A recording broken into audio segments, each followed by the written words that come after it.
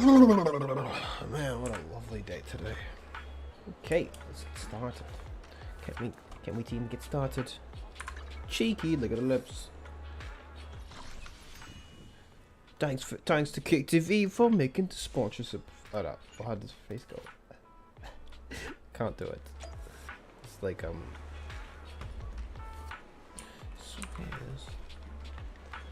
Up already? Are you trying to give a grandma like me a run for her money? Or perhaps you just want a scratch card?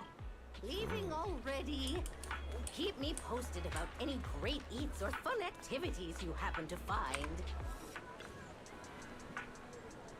Oh, there's no better choice for kickstarting your morning than an artfully crafted brew. Please, take your time to savor my creation. okay. I'm just doing dailies. Ugh. Yeah.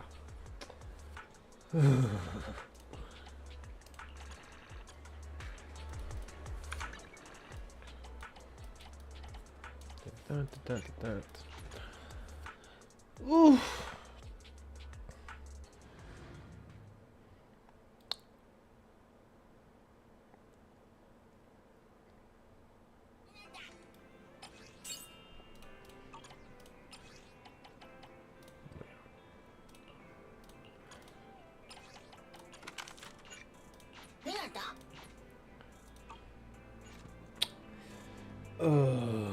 Okay.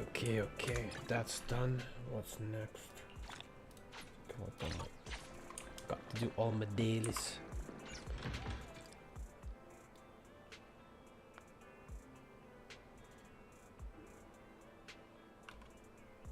I feel like I is missing something, but I don't know what I is missing.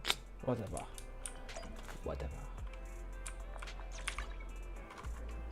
I know I have some other missions I have to get done, but these missions are painful.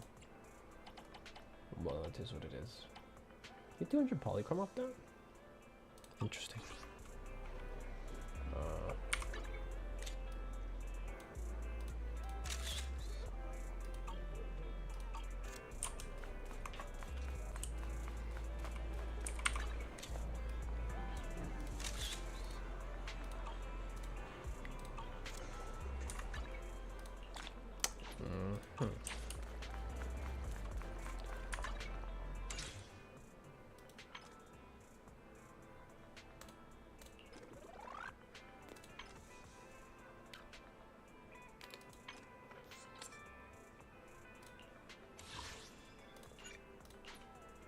Okay.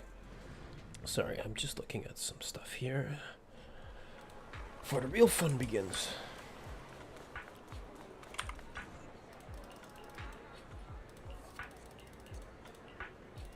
Boring.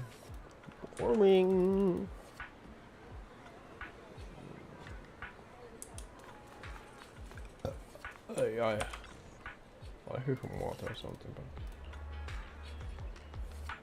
We've got new stock in today. Come take a look. No. I don't think I'll be rolling any characters today, as far as I know. I do have another place to be, but I think I'll go to the...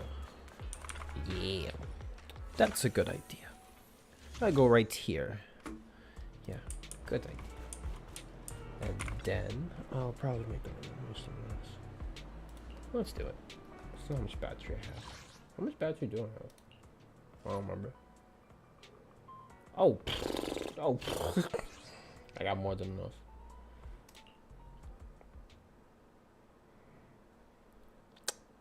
I have to upgrade my Caesar King though, which is gonna take some time, but it is what it is.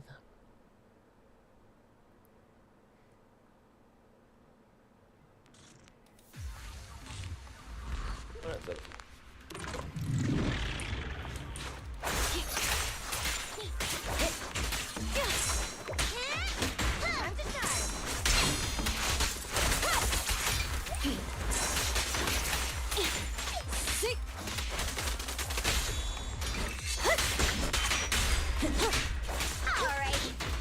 so yeah, I'm interested in this. Okay.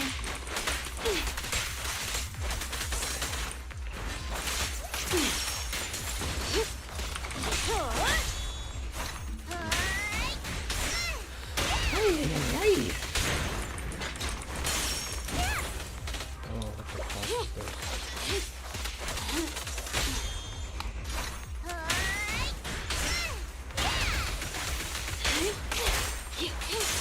meant to farm components after this, honestly. I do have to farm for that.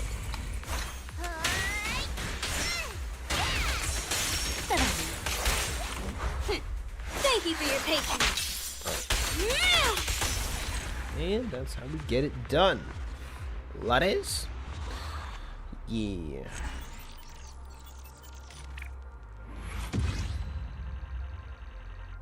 No. 2 more of these and I'll probably be ready to roll. I do have to upgrade all my units, but that's going to take some time. Let's roll! Let me at him. I'm here. We're not having a stun, so we can take a lot.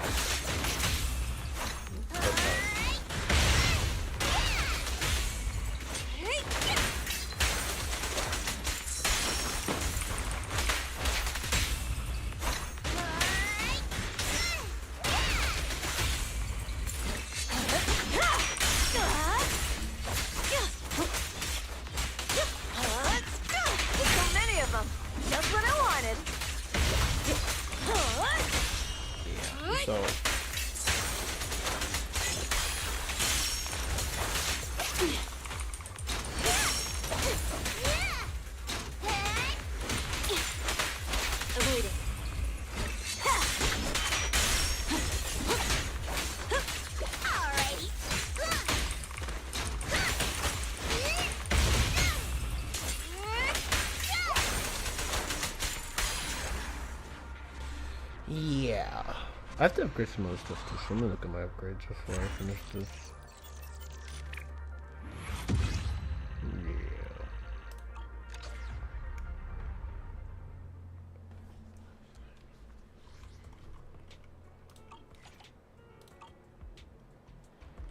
Alright.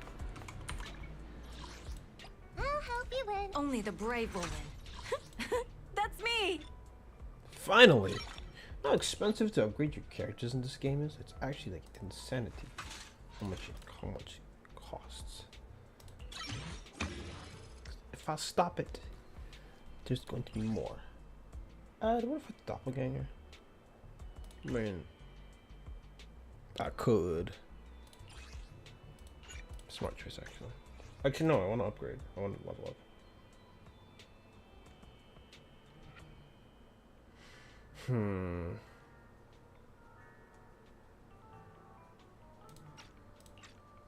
Even 55 is a bit rough.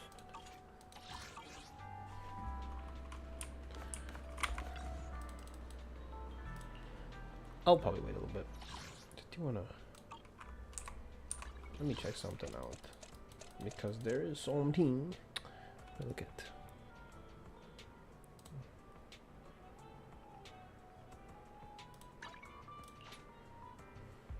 Yeah.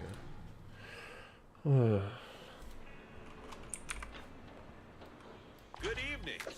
Which part do you want to modify this time? Did you read this bang move? I haven't quit it yet. Oh, I haven't been at the convenience store this week either. Is that it? I mean, I'll take it. But I'm out of Denny's.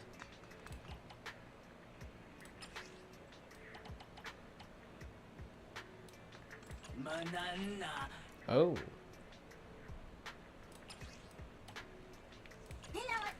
Just trying to see what I need.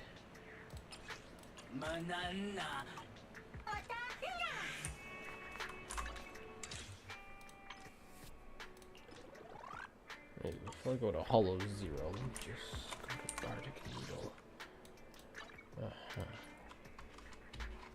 So I know Caesar needs a particular set of discs. I'm gonna go with that. Good evening.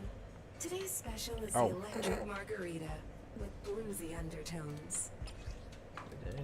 What's this one right here?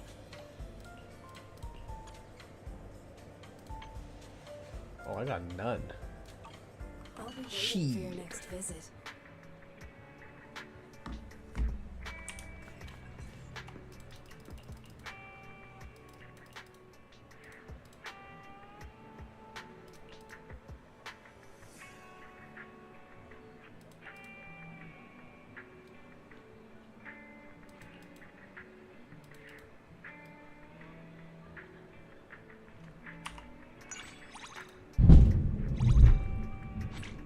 What the? Wait, whoa, whoa, whoa!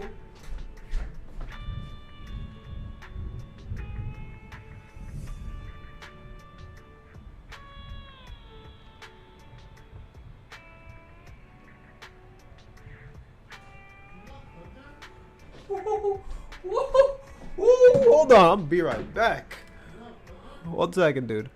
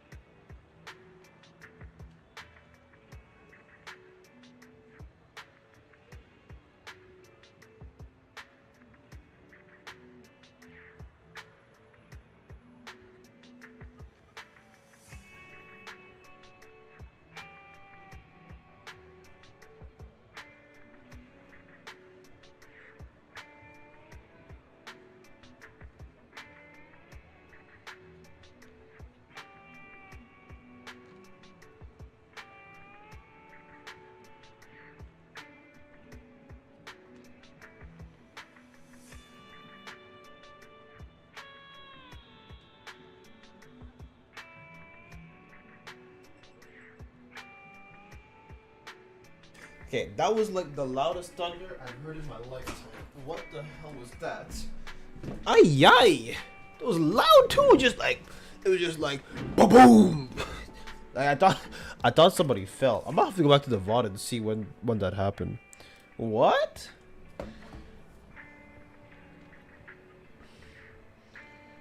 What the hell is this?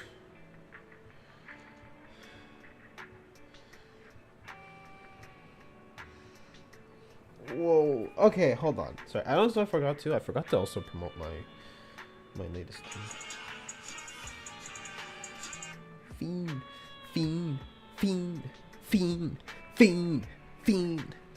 Yeah, but if y'all heard that thunder, oh man, it was so loud. Yes, I'm pretty sure I'm live on my channel. There we go. What the hell? No, like it actually was. That was actually baffling. Because I am just doing my thing. Bored out of my mind.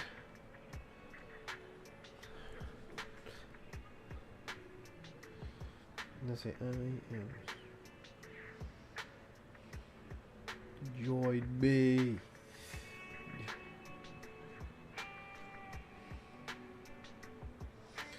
Now I don't know who's actually gonna watch this, but I'm just gonna post it anyway. Because when I was an active YouTuber, okay, I used to be doing this shit 24/7.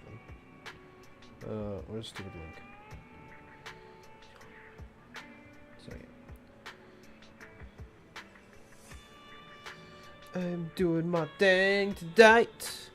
Now I was loudest, bro. I thought that thunder was actually like, something ain't right. Anyways, we're good.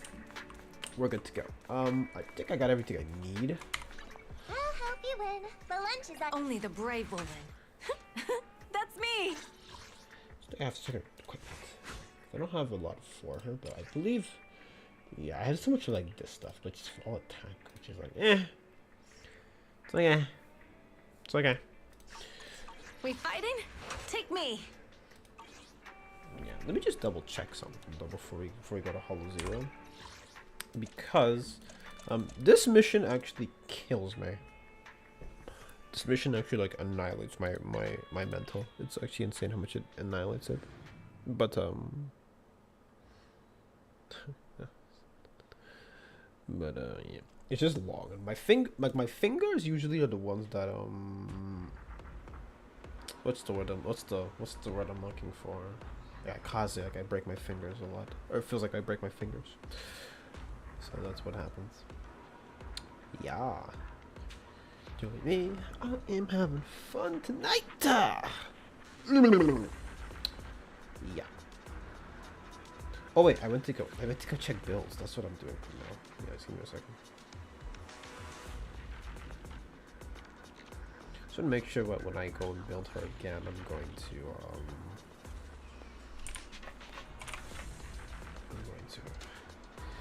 This operation is going to probably kill my mental, but it's all good.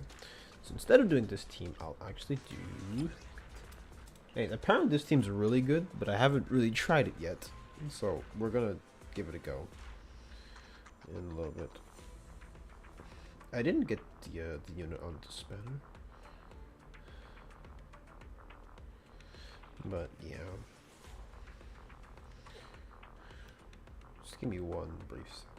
We'll get started in a bit.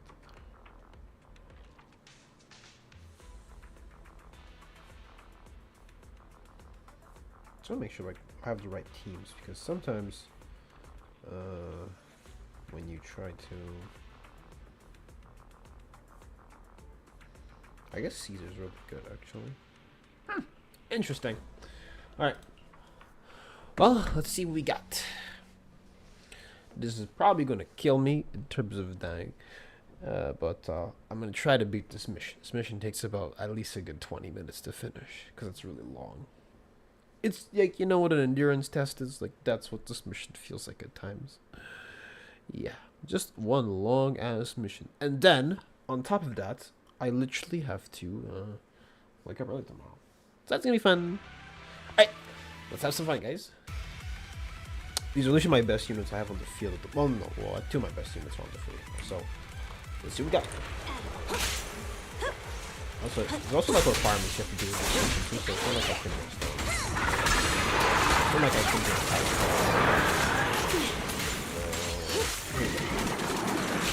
though I should have some videos.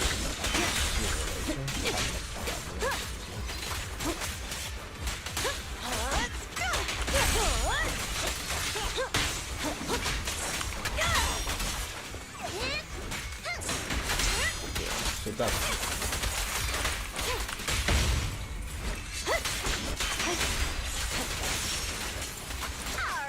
I guess it's not as bad as people. Well, I usually play all stuff. That's what I would do.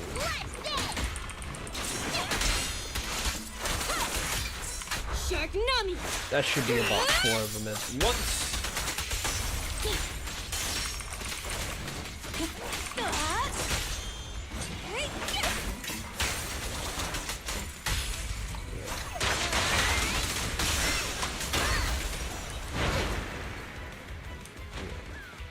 That's weird. Yeah, I'm not gonna lie, that thunder was massively loud. Also, why is this game? I feel like this game is really loud. But one second. I feel like this game is very loud. I'm gonna turn down the volume again. Interesting. Cause like the sound effects and stuff get really, really loud. Yeah. Also, there's a lot of like visual play on the screen, so that's awesome. I was looking to build it now. What's the I think it's better.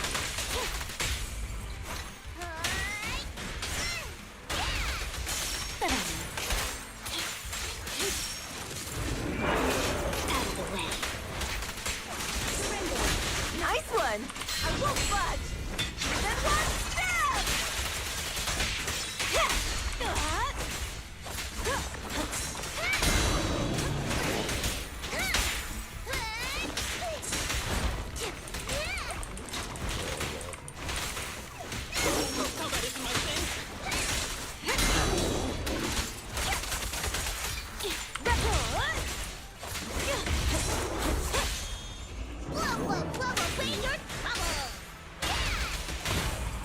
I'm scissors, you're paper. Listen here.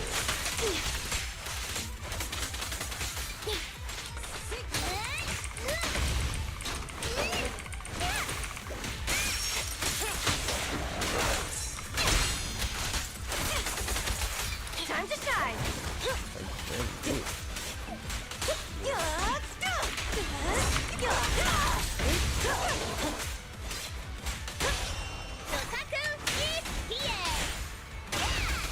Well, this team comp's not too bad. It's actually not bad. Thank you for your patience.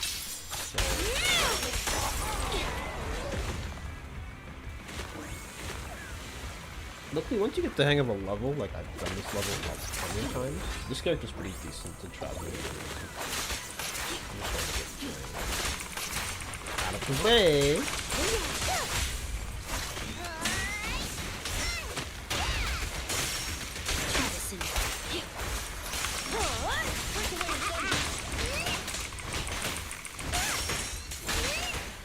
Oh my days. There we go. Again and again.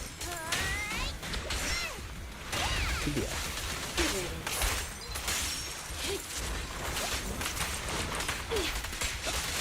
Take ready.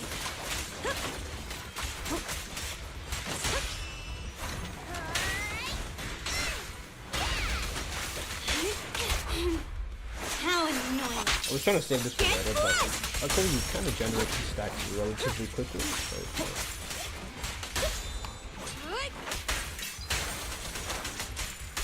also, because Caesar has like the Now we're talking.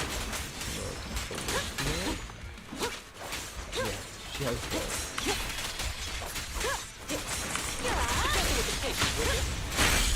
Now we're talking. Oh yeah. Yeah, Caesar happens to shoot actually check that. Way too good.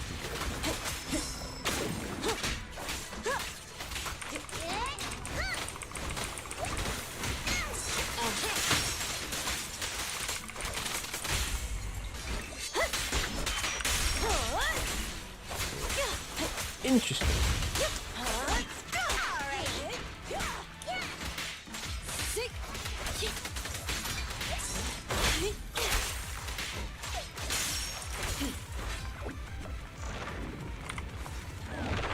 If I had a different team, I would have actually yeah. It's just yeah. Damn, I can't speak.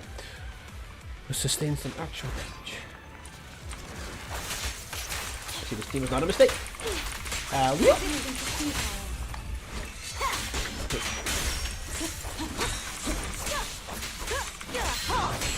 One step further.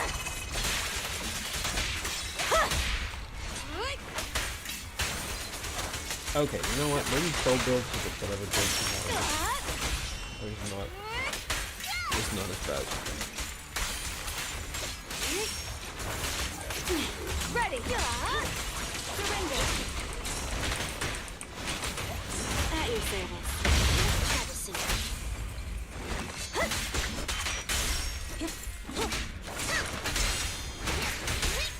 Trying to extract some. There, got what I needed. Thank you for your patience. Oh yeah. Take this.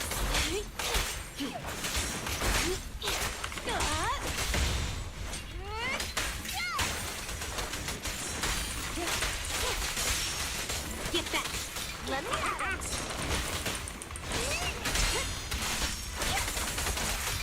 it. Out of the way.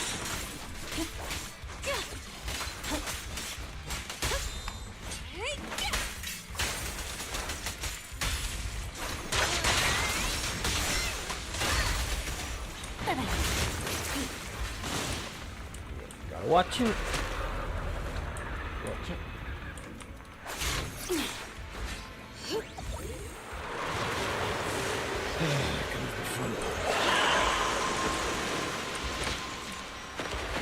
Oh, see what I mean? Like, Caesar's shield is way too good. How? Well, What a pain. I feel like you're trying to overexceed. Take this.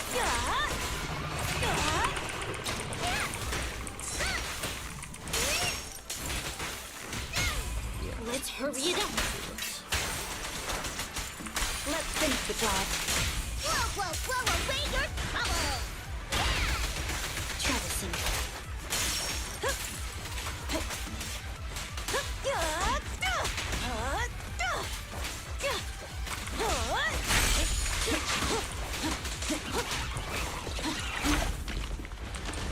Yeah, so I have to be a bit careful with this one. It's kind of annoying.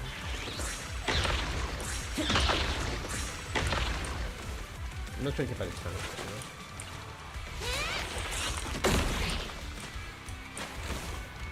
Hey. Shark Nami!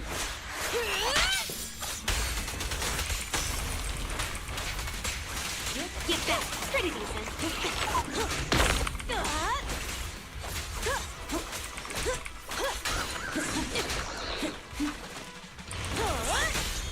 Sokaku is here!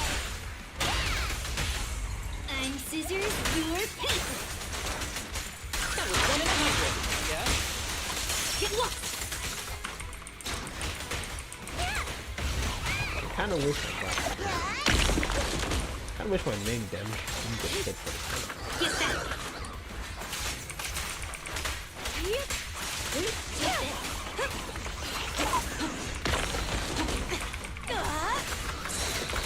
Not even close! Whoa, whoa, whoa, away your trouble! Don't mess up my man. Home, right? Alright. Let's see if we can actually win this shit. Alright.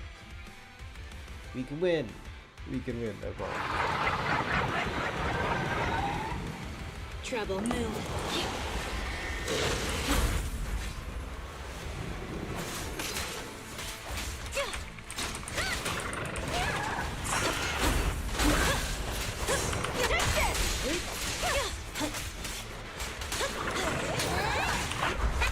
Just don't blink!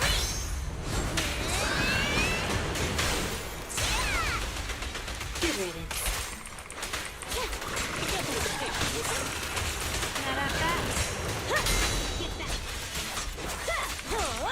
I'm still getting over like there was like this massive thunder next to me. Not even close. So whatever. You can't control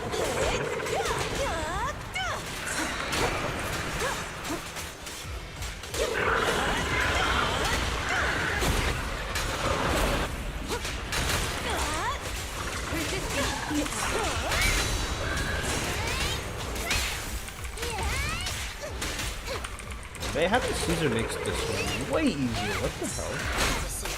That's it. Get lost. Pretty decent.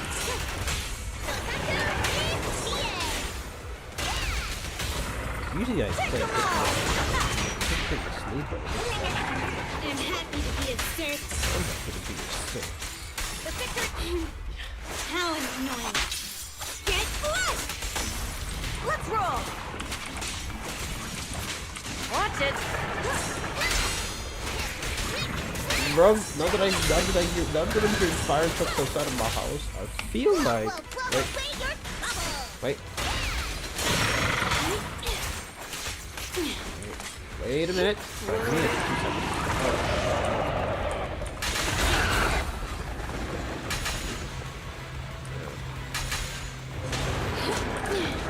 Let me help.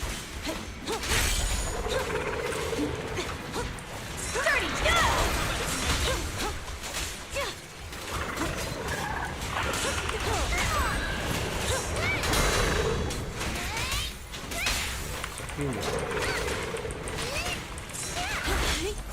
Don't waste your time. Here we go.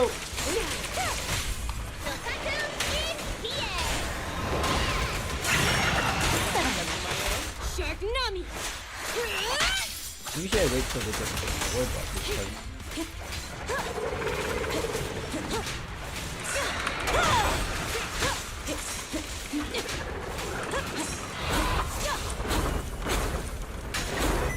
Nice one! Not even close!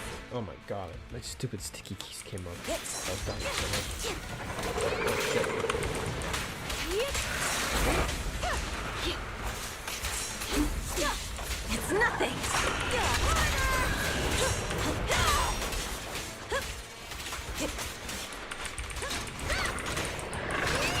I'm trying to restart this There's mission. no retreat now! I'm not sure where this is going. I'm happy to be of service.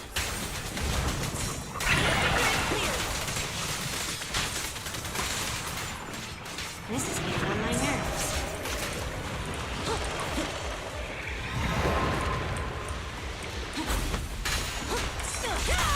Waste of time.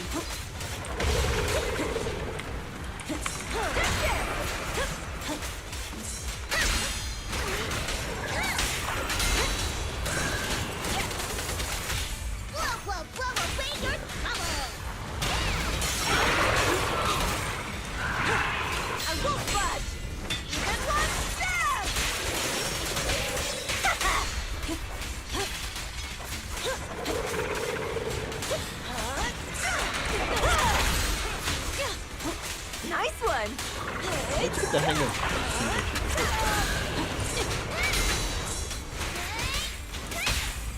Courage is power. Melon does too. Nice one. shit.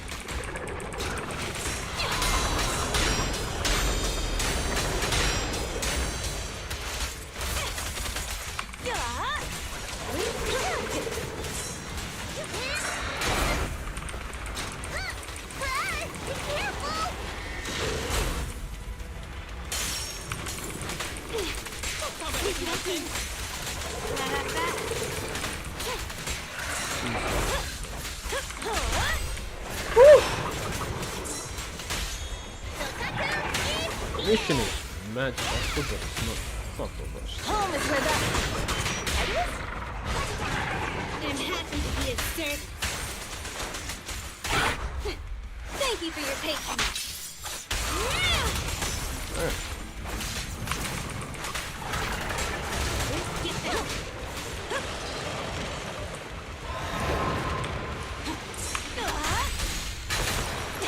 My turn now.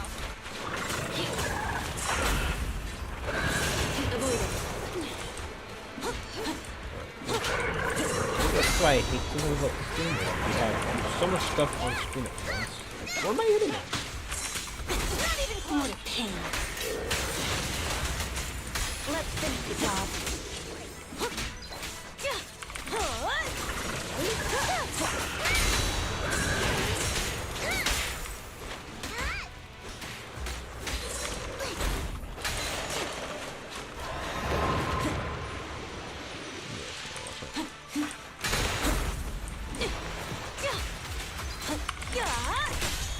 Let's hurry it up. That's my aim.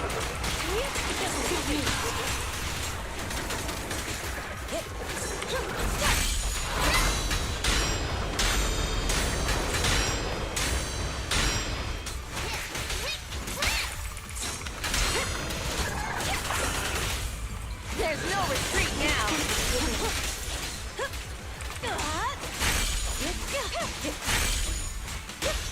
What a pain.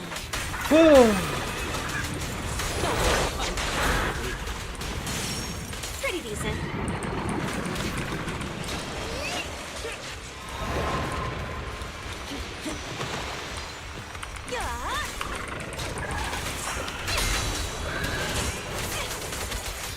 Okay. The other team is supposed to have above 30% HP. Not enough for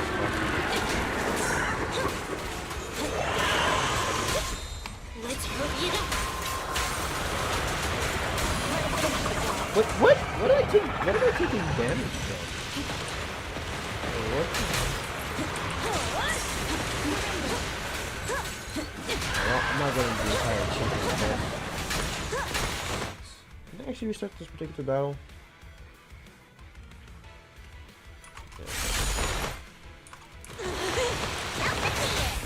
Courage is power. Knowledge is too. Now we're talking.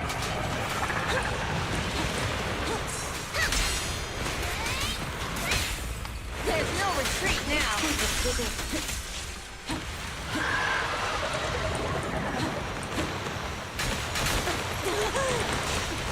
Combat isn't my thing. Yeesh, man. Hey, you see what that is, bro?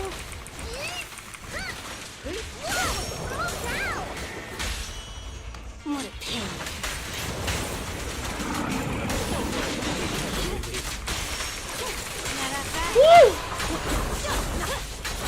There's more to battle. That's glory. Oh, I did not need to ult. I might have messed with this strike just a little bit.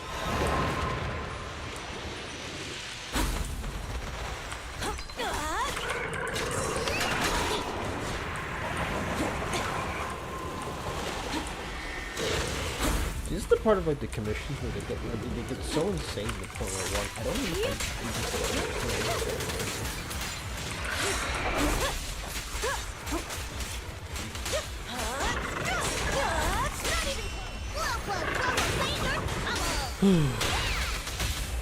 Take them all.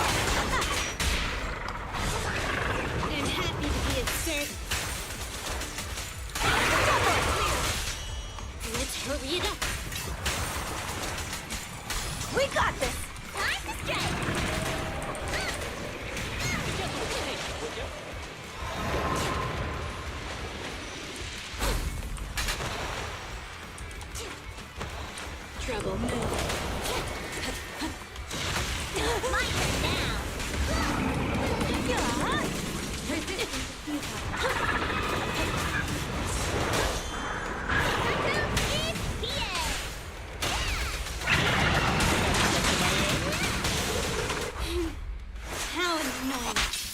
Get flushed! You missed! Better dodge. Oh.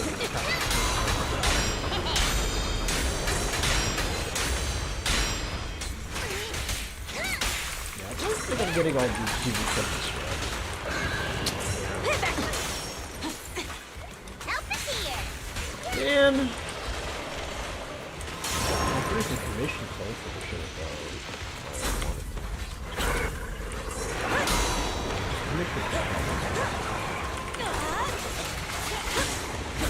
Not even close.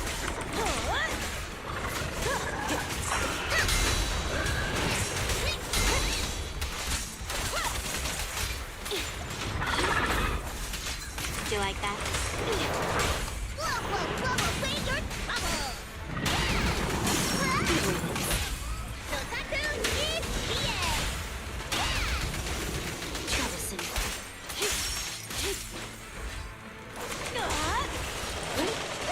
Now we're talking.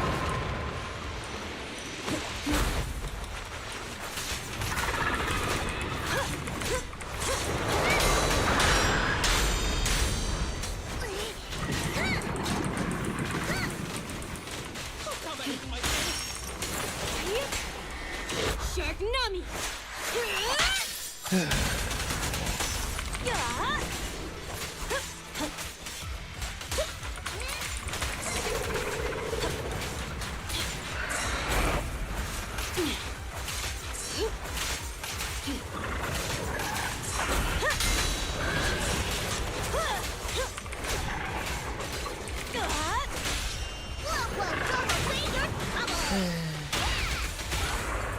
Home is where that.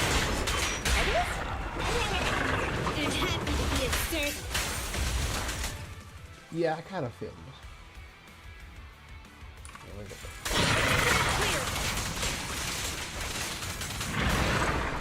Well, at least we finished it. That's the important part.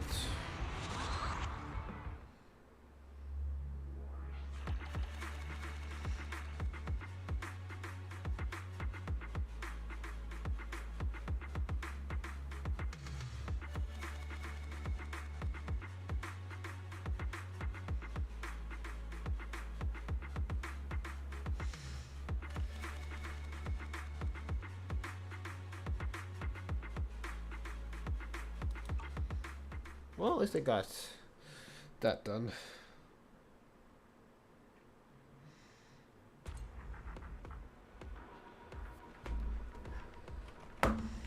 Okay, it's done.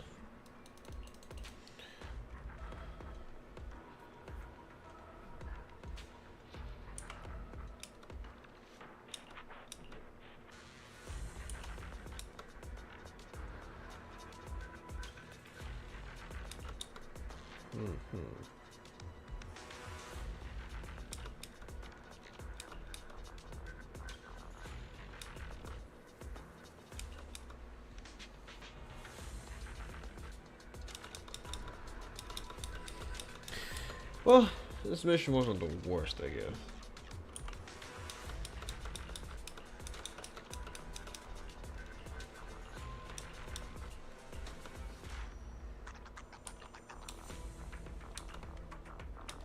Anyways.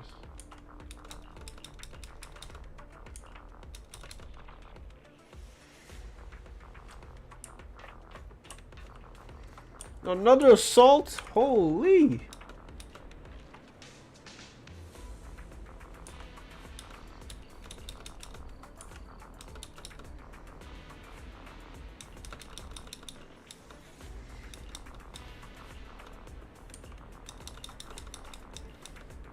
Ugh. Okay, I don't really care for all this. I just kind of want. I'm gonna do some. I think I'm gonna do some. What's that stupid hunt called? Deal 5 million damage in a single run? What are these missions? They just get more insane every time. Actually, before I do any of that, let me just double check something. I'll help you win. Only the brave will win. That's me. You need these. I'll prepare. Well, 65 is a bit much. Maybe level 50 for me. Yeah.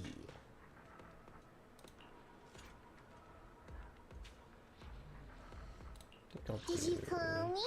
Yeah. Things like this thing. Can maybe do this. You want to test my hammer? You can't. Good day, actually. Proxy. Hey, don't look down. We fighting? Take me. Should work.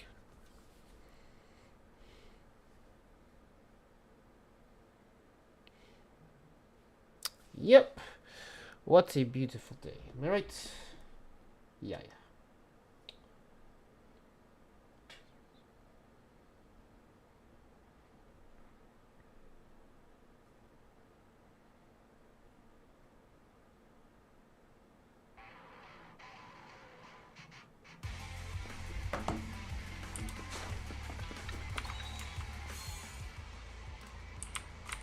I don't have to do this.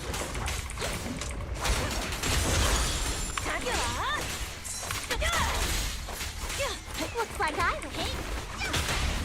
Courage is power. Knowledge is too.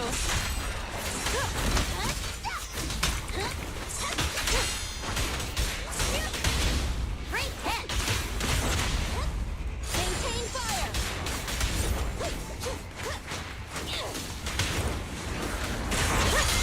Yeah.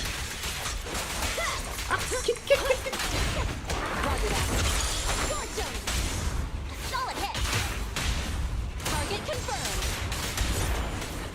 Flames. Oh, baby!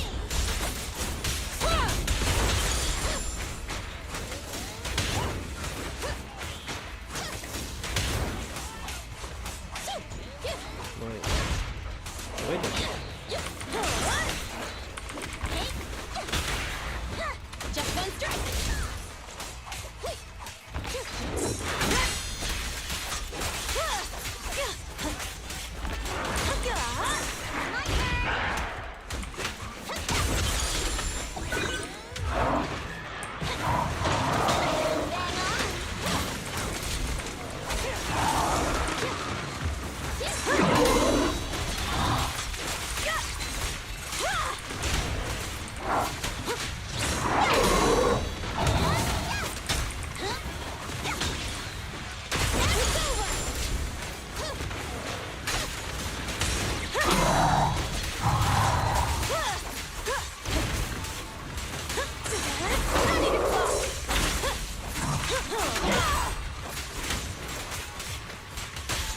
Great hit. Home is where the... There's rocket. Blazing flame.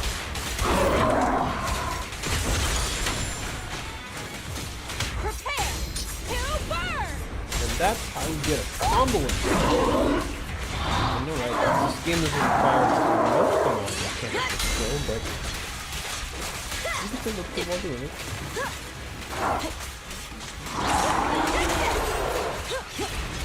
Not even close.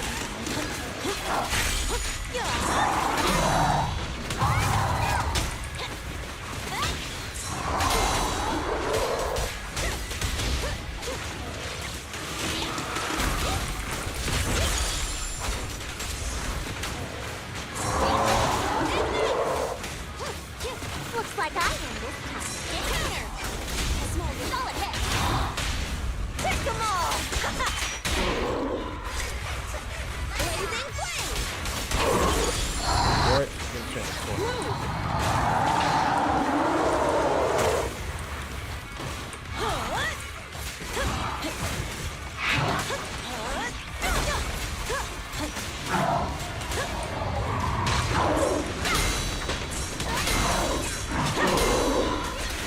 Not bad. Not even close!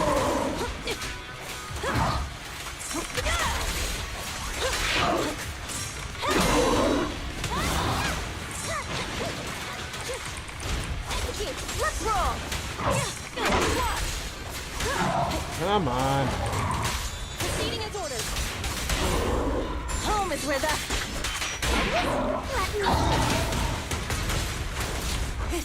Open fire!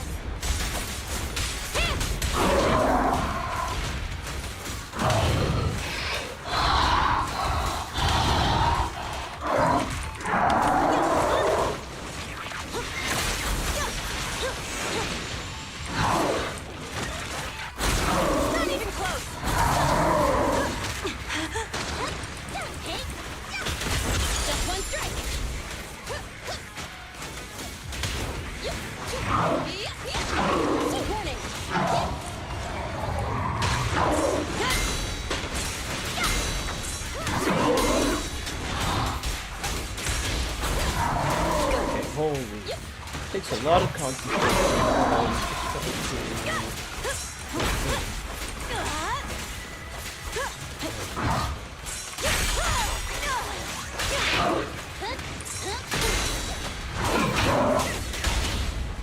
It's time. Great hit. Take them all.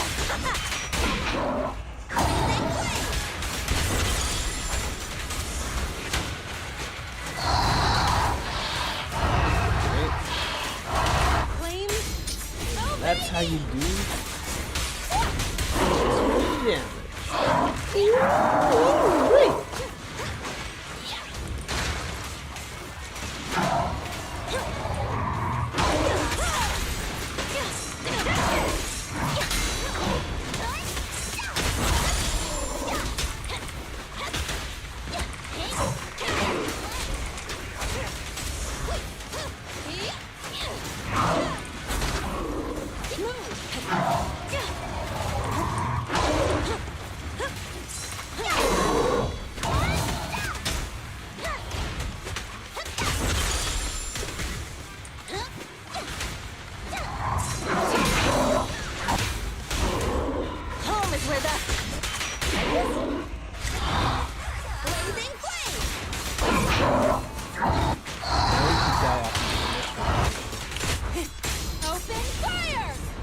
Call that animation canceling.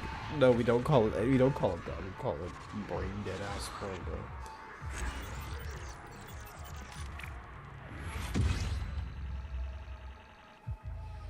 We got one.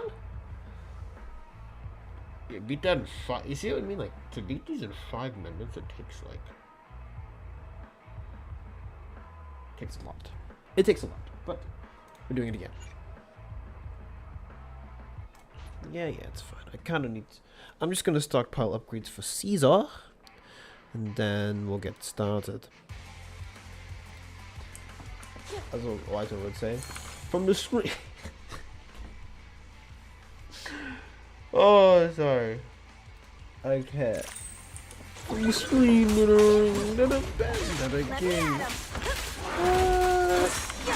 That's been all over my Instagram because I just keep doing that song like this song. Alright, this is a hot take, but that KSI song, like, I'll be honest, it's not good, but it's like, bro, you expected KSI to drop good music?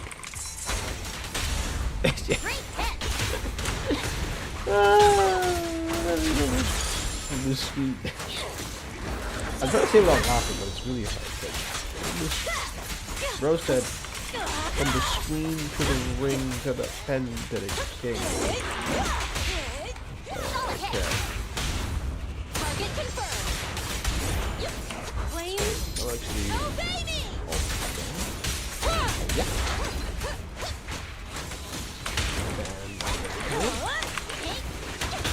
Just one strike.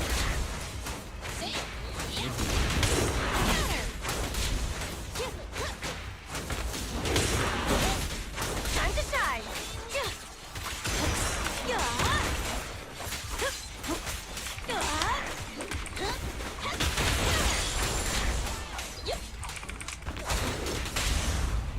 There's no retreat now. Maintain fire.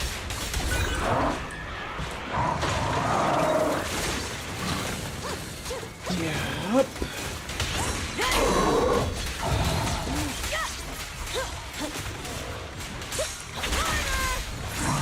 Come on, try hard. You're putting me to bed, buddy.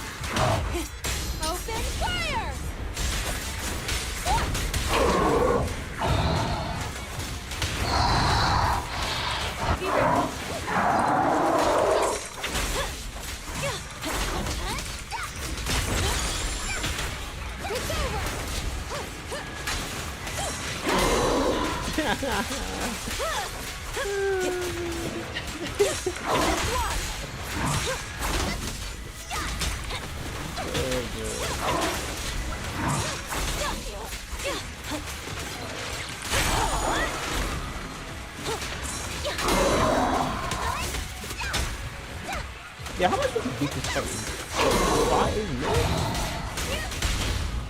Solid hit. Home is where the head is. Blazing flame.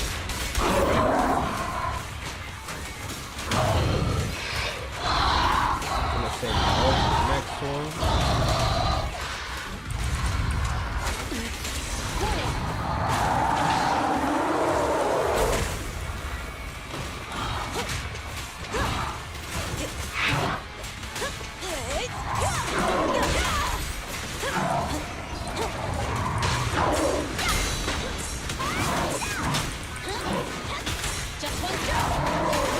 Oh wow, you see almost right.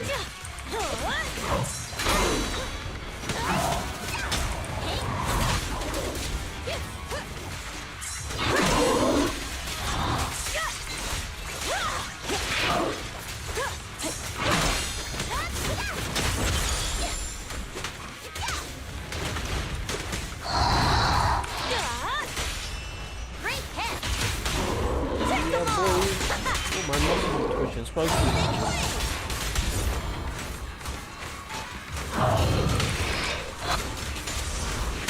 Flames. Obey me.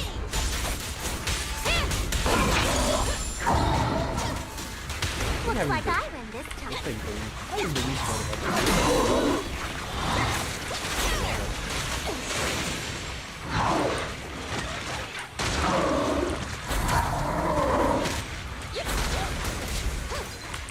Execute.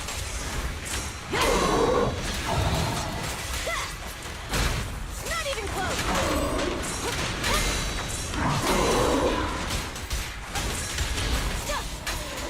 Missed me.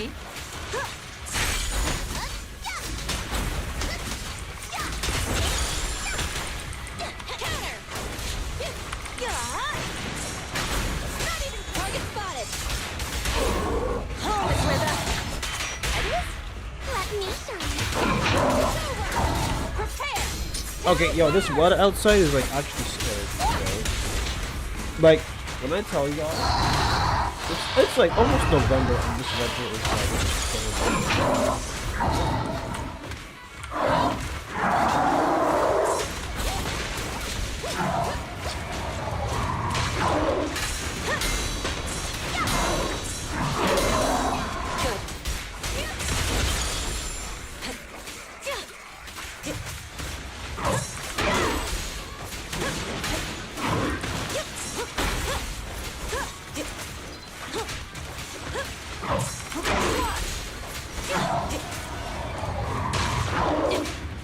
come on!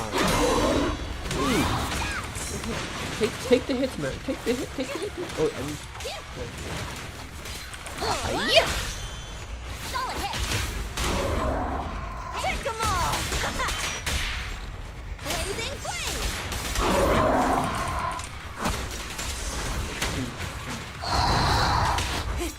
Open fire.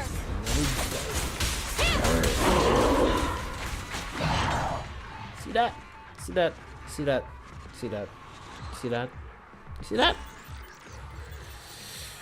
Right. Ooh yeah, my.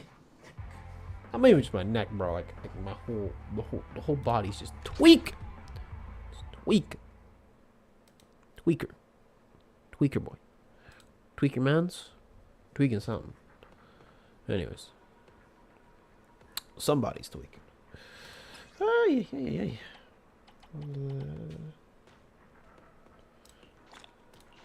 I can't believe that was actually like. What's the word I'm looking for? There it is.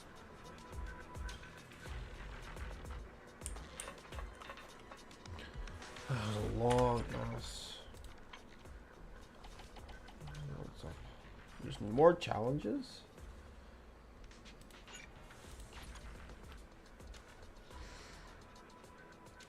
What the hell is that? No, what the hell is that? So, time trial challenge deal. Which damage is possible to Nineveh before the countdown ends, before the counters.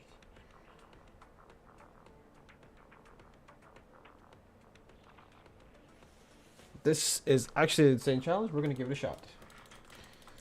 So,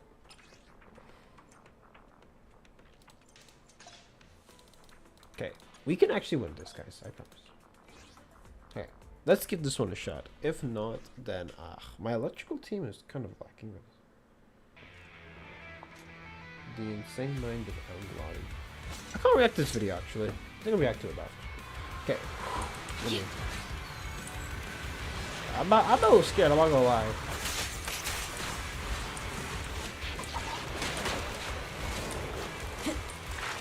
Alright guys. How much damage is this?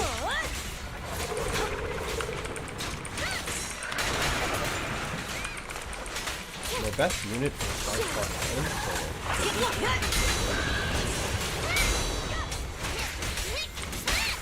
actually insane. You have to do it. After 2 minutes for damage to even more.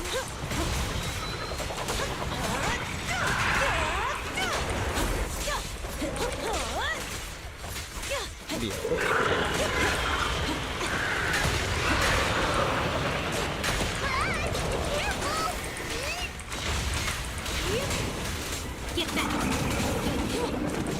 Yeah, maybe I'll react to the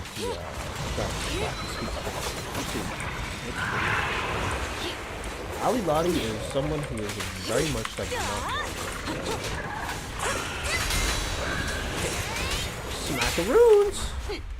Yeah, if it's doing as much damage as possible, I'm just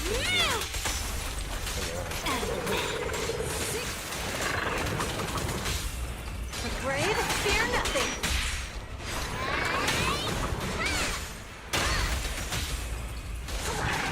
Don't look at me. Woo! Together, watch me. I feel like though with like Victory's a mine. challenge like this, I just wanna Thanks for your business.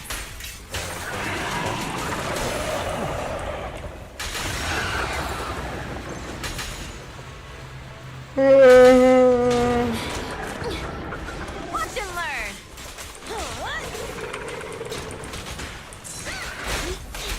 Too slow. yeah. I hate when that happens. I'm playing Eleanor, which gives you the Trouble.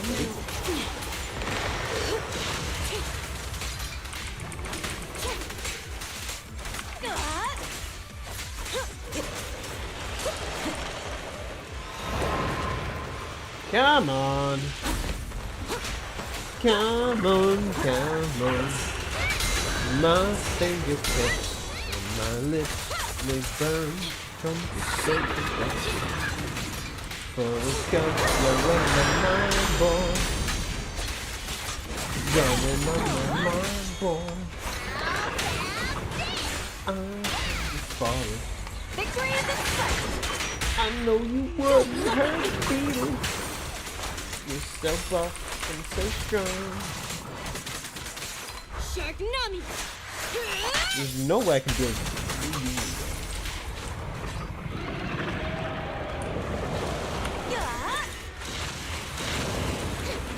You boys!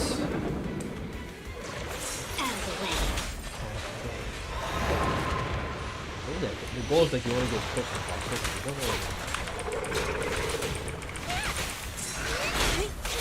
That's it. Not even close.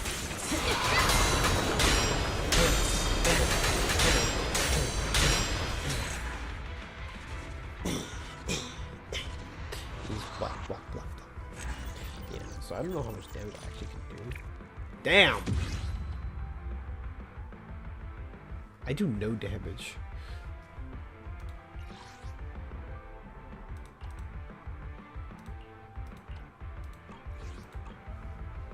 Wow. I guess you go back and you come out again.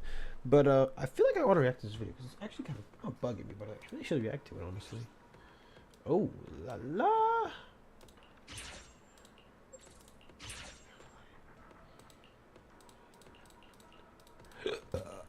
Yeah.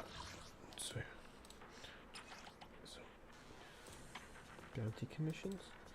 I'll do these another day. Luckily, the beautiful about gacha games, you can always come back. Anyways, I have a video to react to, so I'll be back in a second.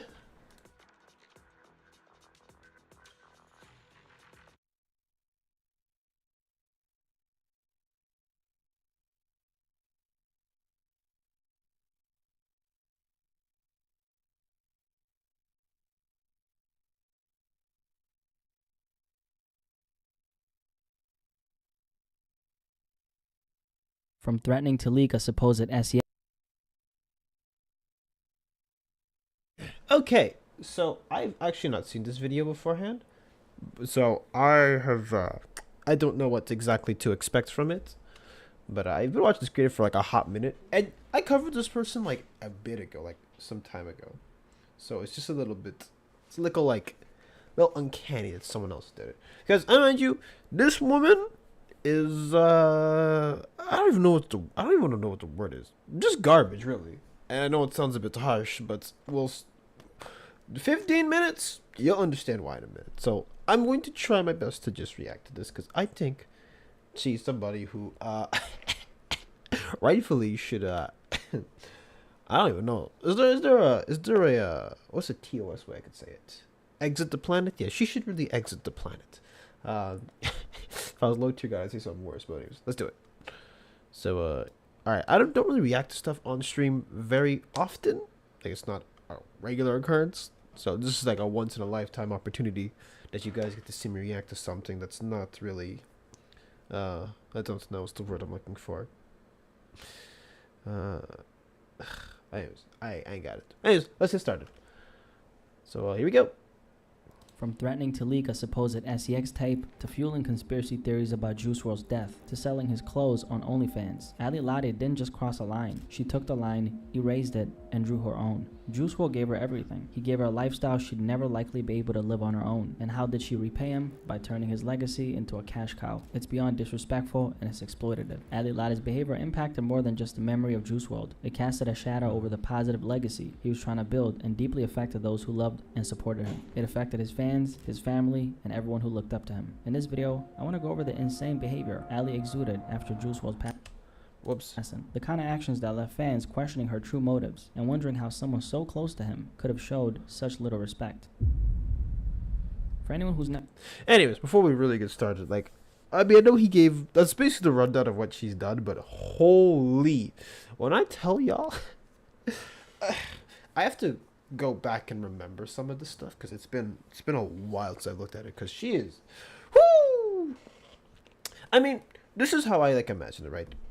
This is why this particular, like, really bugs me. Because you turn somebody who had a serious problem, okay? Like, a serious problem. And so they end up dying of an overdose, okay? That's how Juice WRLD died, okay? I'm not gonna really sugarcoat it. Not only was she there when it happened, but she also, if my memory serves me correctly, and it's gonna take a minute, but she basically was like, every conspiracy that came up was like, oh, the Juice was getting targeted. She's like, yeah, I was there. That's how it happened. And it's just like, if you look at the police reports, like, no, that's not how it happened. It's not how it happened. But it also stings a bit because, like, a lot of people genuinely like Juice WRLD. I mean, I like Juice WRLD.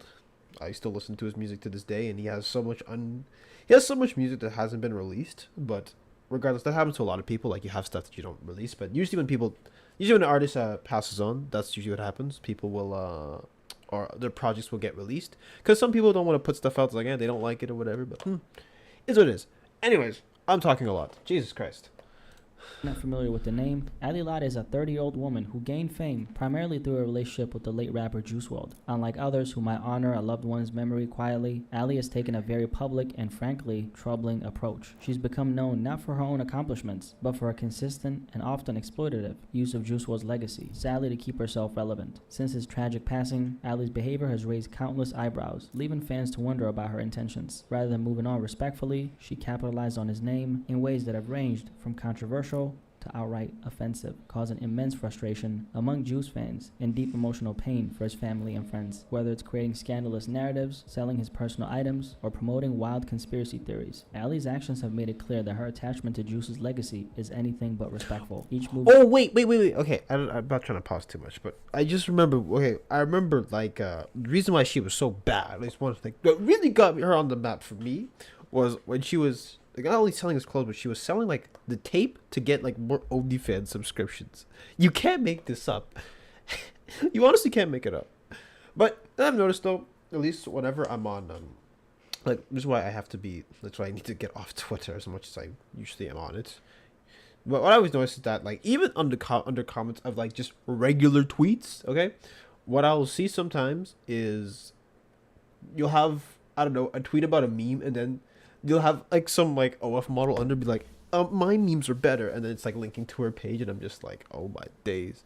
So to me, I don't care how people make their money. Like I genuinely don't care. But to me, X work are some of the most desperate people, especially the online ones, because when you break it down, only maybe the top like, even this number feels generous, but the top like what 2% of like OF models make the most, like make them some decent money. Majority of them don't, so it's like, duh. But yeah, she in particular is genuinely unhinged. Oh my goodness. Also, I'm gonna full screen this. I don't know why isn't it full screened? I should please full screen this. I'm a full screening it. She made seemed to generate attention, leaving fans to question where her love for Juice ends and where her desire for clout began. Allie managed to turn every piece of her connection to Juice WRLD into a potential moneymaker, pulling in OnlyFans subscribers, selling merchandise, and pushing controversial narratives, all while riding the wave of his fame and devoted fan base. For her, it seems that no boundary was too far, and no memory was too sacred. She's profited off of Juice WRLD's memory in ways that go beyond normal grieving, showing a ridiculous disregard for the man she once claimed to love. She simply managed to turn her relationship with him into a brand, and it's not a brand rooted in respect or tribute, it's one built on drama, sensationalism, and dollar signs. This isn't just a story of grief gone wrong, it's a case study in exploitation, and how someone's memory can be turned into a twisted form of self-promotion. Allie Lottie and Juice WRLD's story began like a modern-day romance in the digital age, through Instagram. In 2018, Allie slid into Juice WRLD's DMs, starting with a simple message that said, "Good music, keep it up, kid." Juice WRLD, who was rapidly rising. Okay, I'm not trying to laugh, but I don't. Okay, I'll tell you why I'm laughing. Like, especially because she's older. I don't know what it is, but like when. Hold on. How old was he when he died? Let me look this up. Hold on. How old was he when he died? Because I'm trying to do a comparison here. I think when did Juice WRLD? Because Juice WRLD died in. Oh my God, it's been so long. I think he died in. I don't want to say 2019. I think it was 2019. Juice WRLD died in 2019, I believe, or 2020. No, it was before 2019. Okay, I was right. December 8th, 2019. Okay, wow. I remember this. Like I remember this like the back of my hand too. Okay, so he's about what 21 when he died. So. Now, mind you, I don't really care about this, but I just find it funny. So they don't take this the wrong way. But it's just like he was basically what? He was what 9? Oh, that thunder's loud. Okay, so he was what 18, 19. She was 20, like 27. That's all I'm gonna say, man. That's all I'm gonna say, man. My math is a bit off, but you can't make this up. Anyways. Let's continue with this video. Jesus Christ.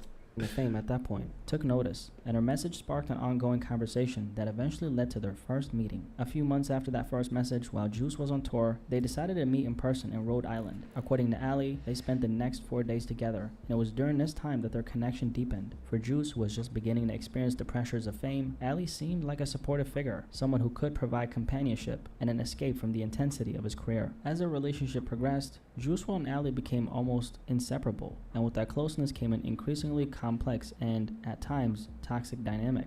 Ali was there through many of Juice's highs and lows, accompanying him on tours, studio sessions, and appearances, all while sharing his intense lifestyle. Juice was known for being open about his struggles with addiction, and he frequently relied on substances to cope with the pressures of fame, anxiety, and mental health battles. Ali, in return, was right there with him, not just as a companion, but as someone who actively indulged in this behavior. Together, Juice WRLD and Ali shared a lifestyle that included substance use, and unfortunately, that struggle became an undeniable part of their relationship. Though we may not know if Ali faced the same addiction battles as Juice, it's clear that the pressures and personal challenges they both experienced created an environment where dependency became deeply entangled in their bond. Instead of finding relief from their struggles, they found themselves caught up in a cycle that only drew them further into that lifestyle, where love and dependency became hard to separate. It's important to remember that addiction is a complex and consuming struggle, often clouding the best intentions of even the most caring people. In their case, substances became part of their relationship, a coping mechanism that, while perhaps providing temporary comfort, only strengthened the toxic elements that were pulling them down. For Juice, this dynamic may have blurred the lines between support and reinforcement, making it harder for him to confront his own demons. Those who knew Juice later reflected on how, although their relationship was filled with real affection, the shared lifestyle may have also magnified some of his worst habits. The heartbreaking... Sorry, don't mean to cut that off, but yeah. Now, I won't say much about this part because I don't really have much to add, because it's a very complex topic, but you'll have that sometimes where, if you ever had to, what's the word I'm looking for? You have to care for someone who's going through, like, any kind of a struggle. Sometimes, the it taxes you more than the person that you're taking care of. It's a really, like, it's really weird. Not a weird cycle, but it's kind of like, what's the word? It's, man, I'm losing my touch here. But essentially, whenever you have to care for somebody, sometimes it takes more out of you to take care of them for them to take care of themselves. So when I'm reading this, or when I'm listening to this video, that's the impression that I'm kind of getting off. Because even if she was supportive beforehand, it's kind of like you're going. It's almost like it's like two people are drowning, or two people are about to get or two people are like sinking in quicksand. One person is neck deep, the other person is waist in. Like, you're both gonna sink, but someone is going to be sinking a lot faster, or someone's already almost done. So that's the impression I'm getting here, but matter. But let's continue. In reality is that, whether intentional or not, both Juice and Ali were caught up in something bigger than themselves, a cycle that, despite their love, ultimately led to deeper struggles. For fans, this was devastating to learn. What appeared on the surface as a loving, supportive relationship was, in reality, filled with a lot of darkness. Juice's music even alluded to this toxic side, with lyrics that painted a picture of inner turmoil, dependency, and love that couldn't truly save them. The sad truth was that their shared habits likely contributed to the mental and physical toll on Juice. And even though he cared deeply for Ali, the relationship didn't offer him the support he needed to overcome his personal demons. Instead, it seemed to feed into them. This combination of love and toxic dependency became one of the most tragic aspects of Juice's life. It's a story that adds another layer of heartbreak to his legacy, and as fans and loved ones are left wondering what might have been different if the relationship had been a source of strength rather than a reinforcement of his struggles. Juice WRLD, real name Jared Higgins, was a rising star known for his emotional transparency, opening up about struggles with addiction, anxiety, and mental health. His music resonated with fans worldwide who saw themselves in his lyrics. In December 2019, however, just days after his 21st birthday, Juice tragically passed away after an accidental overdose following a seizure at Chicago Midway Airport. The seizure was triggered as federal agents awaited his arrival, acting on a tip that the plane was carrying contraband. Ali was with him during this tragic event. His death shook fans, friends, and his family to the core. But while most mourned, Ali began to act differently. Her grieving didn't look like a partner devastated by loss. You guys think he died from a drug? Okay, so before we get into this nutcase, let's actually... I feel like some people, because this happened so long ago, the impact that, like, when Juice died, when I tell you, that was, like, everywhere. And mind you, my brother's literally a Juice WRLD, like, fanboy. He was a big fan of Juice before he passed. So you're seeing this, and you just see a bunch of people, like... I don't remember where I was that day, but, like, I just remember, like, opening my phone, and I just see Juice WRLD dead. I was like, what? So I remember frantically searching, like, to this day, or I was frantically searching, it's like, you're just going through everything. It's like, I think the first thing I saw was, like, TMZ, but whenever I see a TMZ article, I'm just like, is that real? Hold on one second. And so, oh, sorry. And so when you see it the first time, you're very much in disbelief because, mind you, okay, I listen to Juice WRLD music quite a bit. I still do to this day, but it's just like you see, it's like surreal to see someone you listen to very much like not die in real time because I wasn't there, but like it's surreal to see someone you listen so much to and they're just gone. And then stuff started unraveling as time went on, and of course, when it comes down to man, I'm losing my words today. I think playing Zenless fried me so much, but essentially, the more facts came out, the more you start to uncover. And then once you go to the documentation, like I did, you guys go into everything. Because mind you, whenever I have to research for a topic, or sometimes when I really want to look at something, I'll go down the rabbit hole. Like this video I was supposed to release last week. I go over TD and stuff, or TD scandal. I literally not dug through, but I read so many different departments that was talking about it, just so I got my facts straight, so I had the full picture. So what he said here was basically what I found at the time, where there was a tip-off, and so Juice was actually going to be arrested, but then he ended up overdosing on. It was what was it? I think it was Perks and something else. But basically, the amount of stuff that he took in the time span, his body was gonna, overload.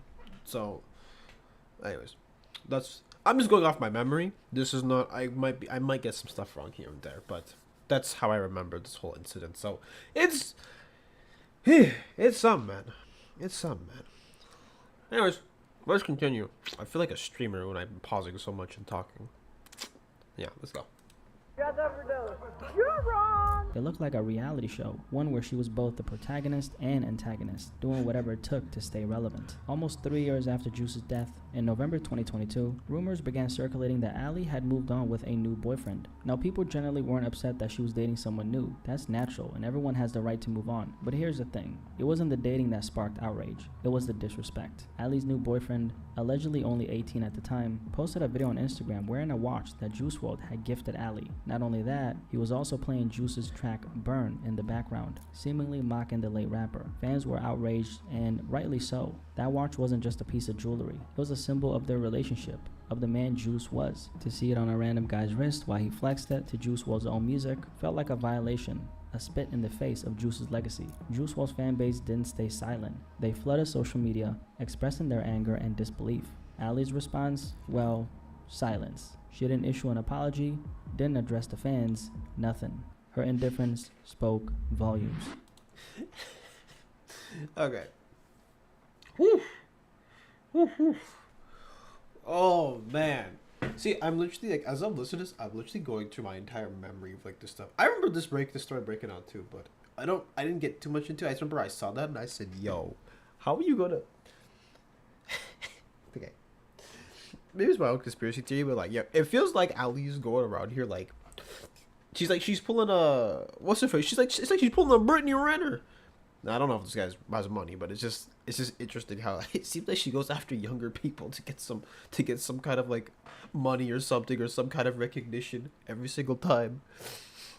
I don't know. That's how it feels like to me, especially looking at the entire picture of what we know about her and what she's done. In hindsight, it kind of feels like that. She went out with fucking Juice WRLD. So I don't know.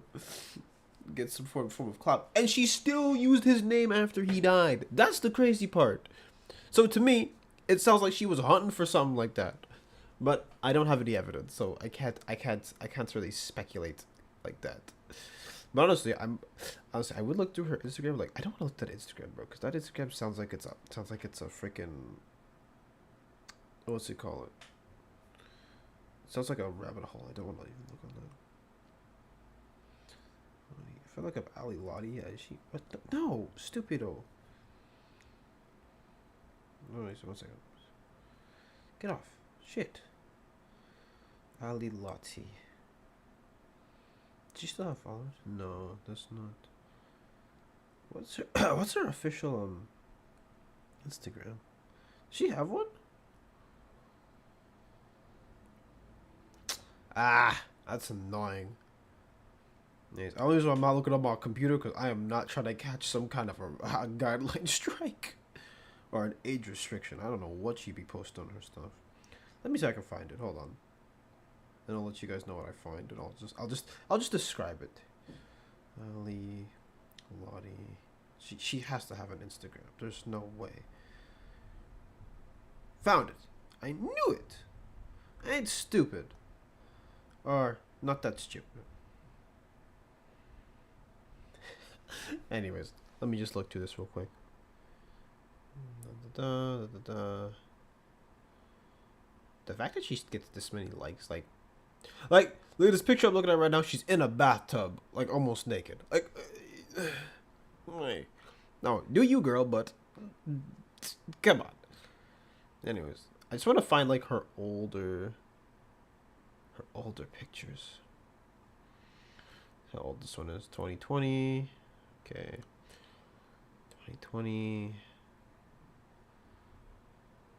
It's November. Okay, let me keep going. I'm trying to find. Okay, when did Juice WRLD blow? He blew up 20, not 2018. Hold on. I gotta figure when Lucid Dreams dropped.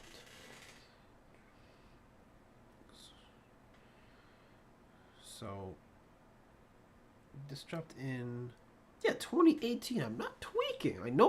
I know my release dates, okay? I ain't that dumb. But I'm just trying to give myself some context to whatever's going on. Okay. 2017. Okay, this looks pretty standard for the most part. Alright, typical thirst traps. Like I said, I would show this, but I guess I'm not trying to catch no strikes today. But the point is, sometimes if you see what people used to post, you can kind of get a glimpse into exactly what they are about. It's like I have this phrase that I always say. It's like, if you want to see how somebody is, like, look inside of their house. And you can get a lot of information by the way somebody's house is. So in this case, because she's always on Instagram trying to get attention, I'm looking at what exactly she was up to. And from the looks of it, I say for like, was she a model? I don't remember. For like a model it seems pretty standard, but yeah. Anyways, let's continue. A few days after the watch incident, Ali took to Instagram Live. The video was chaotic, with Ali appearing visibly erratic, and many fans commented on her unsettling behavior. And then came the bombshell. In a twist that felt like it was scripted for drama, Ali claimed that Juice WRLD hadn't died from an overdose, alluding to some hidden truth about his death. You guys think he died from a drug overdose? You're wrong! You're wrong! Literally, you're wrong! This wasn't just irresponsible, it was cruel. Juice fans, friends, and especially his family had been working through the grief, piercing together their lives in his absence. For Ali to come forward with conspiracy theories added insult to the injury. DJ Scheme, a close friend of Juice, even spoke out saying, "Sorry to the fans, y'all don't deserve this." Fans echoed the sentiment, frustrated not only by her words, but by the way she disregarded the emotional toll on everyone who loved Juice. At this point, we're seeing a pattern. Ali's not just grieving, she's manipulating. She's weaponizing Juice's death, dangling cryptic insider information to keep people interested in her. This wasn't about honoring his legacy, it was about making sure she stayed relevant. Fast forward to January 2023, and Ali hit a controversial and troubling low. Screenshots surfaced from her OnlyFans account, where she seemed to be promoting an alleged SEX tape featuring herself and Juice WRLD. Her pitch: hackers are trying to leak my old SEX tape with my ex-fiance. I don't care anymore. I'll leak it myself, Ali Lottie said. With that one statement, Juice WRLD's memory was reduced to content on her OnlyFans page. A painful exploitation of his legacy for clicks, subscriptions, and fast cash. It wasn't just disrespectful.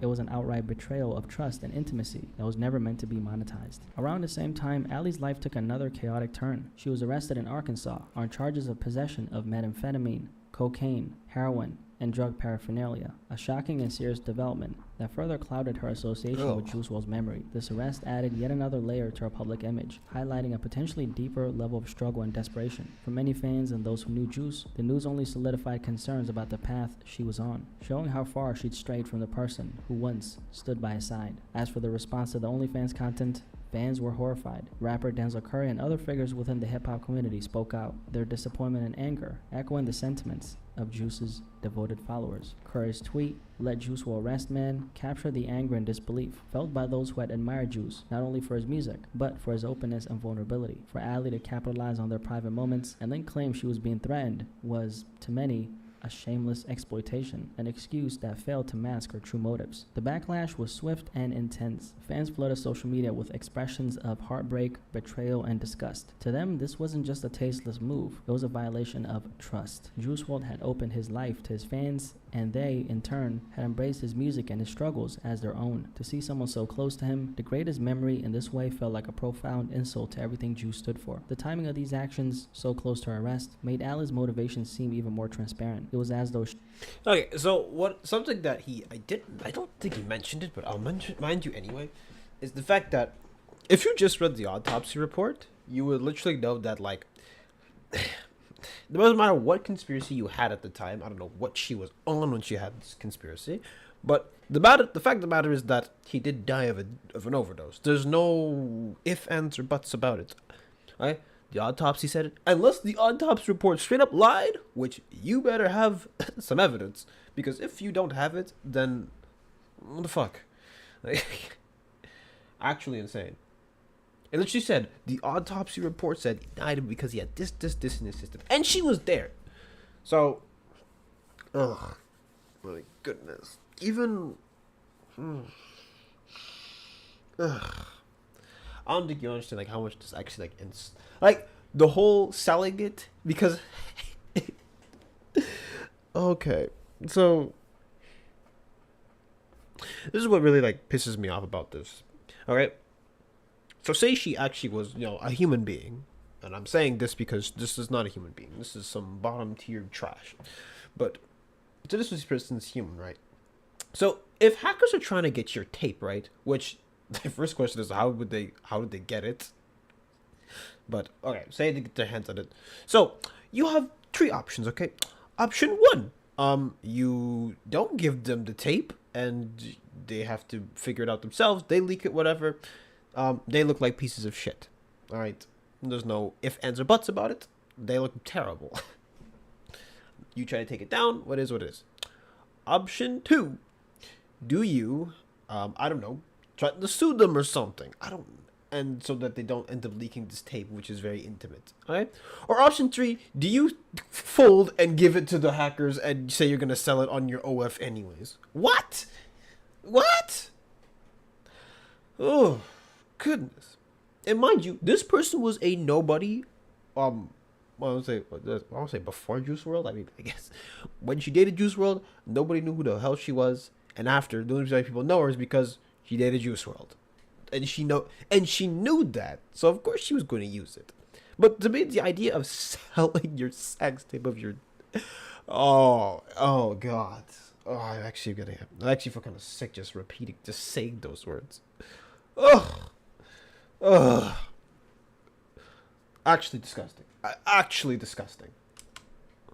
She was grasping at any remaining ties to Juice to maintain her relevance and generate income. The hip-hop community and Juice's fan base saw through it, and they called her out for crossing a line that should have never been crossed. For many, her actions symbolized the ultimate betrayal, not just of Juice's legacy, but of the fans who had loved and supported him through everything. The psychology here is complex. Allie's actions hint at desperation for attention, a craving for relevancy, even at the expense of someone she once loved. For someone whose only claim to fame is her association with Juice WRLD, her relevance is tied to his name, and she's shown she's willing to push any boundary to keep people talking. Then came March 2023, when screenshots from Allie's OnlyFans emerged once again. This time she was selling Juice WRLD's clothes, but this wasn't just some random garage sale. She listed high-value items such as custom tour merch, signature goggles, and even Supreme Louis Vuitton hoodies, items deeply personal to Juice's fans. Prices range from $1,300 to $3,000, and Allie said she needed to get rid of them fast. Lil Bibby reportedly bought certain items to keep them from being sold publicly. If that's true, it's pretty sad how people who were close to Juice WRLD had to protect his legacy from someone he once trusted. This isn't just a story of one woman's shameless actions. It's a case study in how some people react to fame and the intoxicating pull of attention. Allie's story feels like a never-ending tragedy, but not in the way you might think. This isn't the tragedy of a woman mourning her lover. It's a tragedy of a woman willing to sell her soul for quick profit and attention. Psychologically,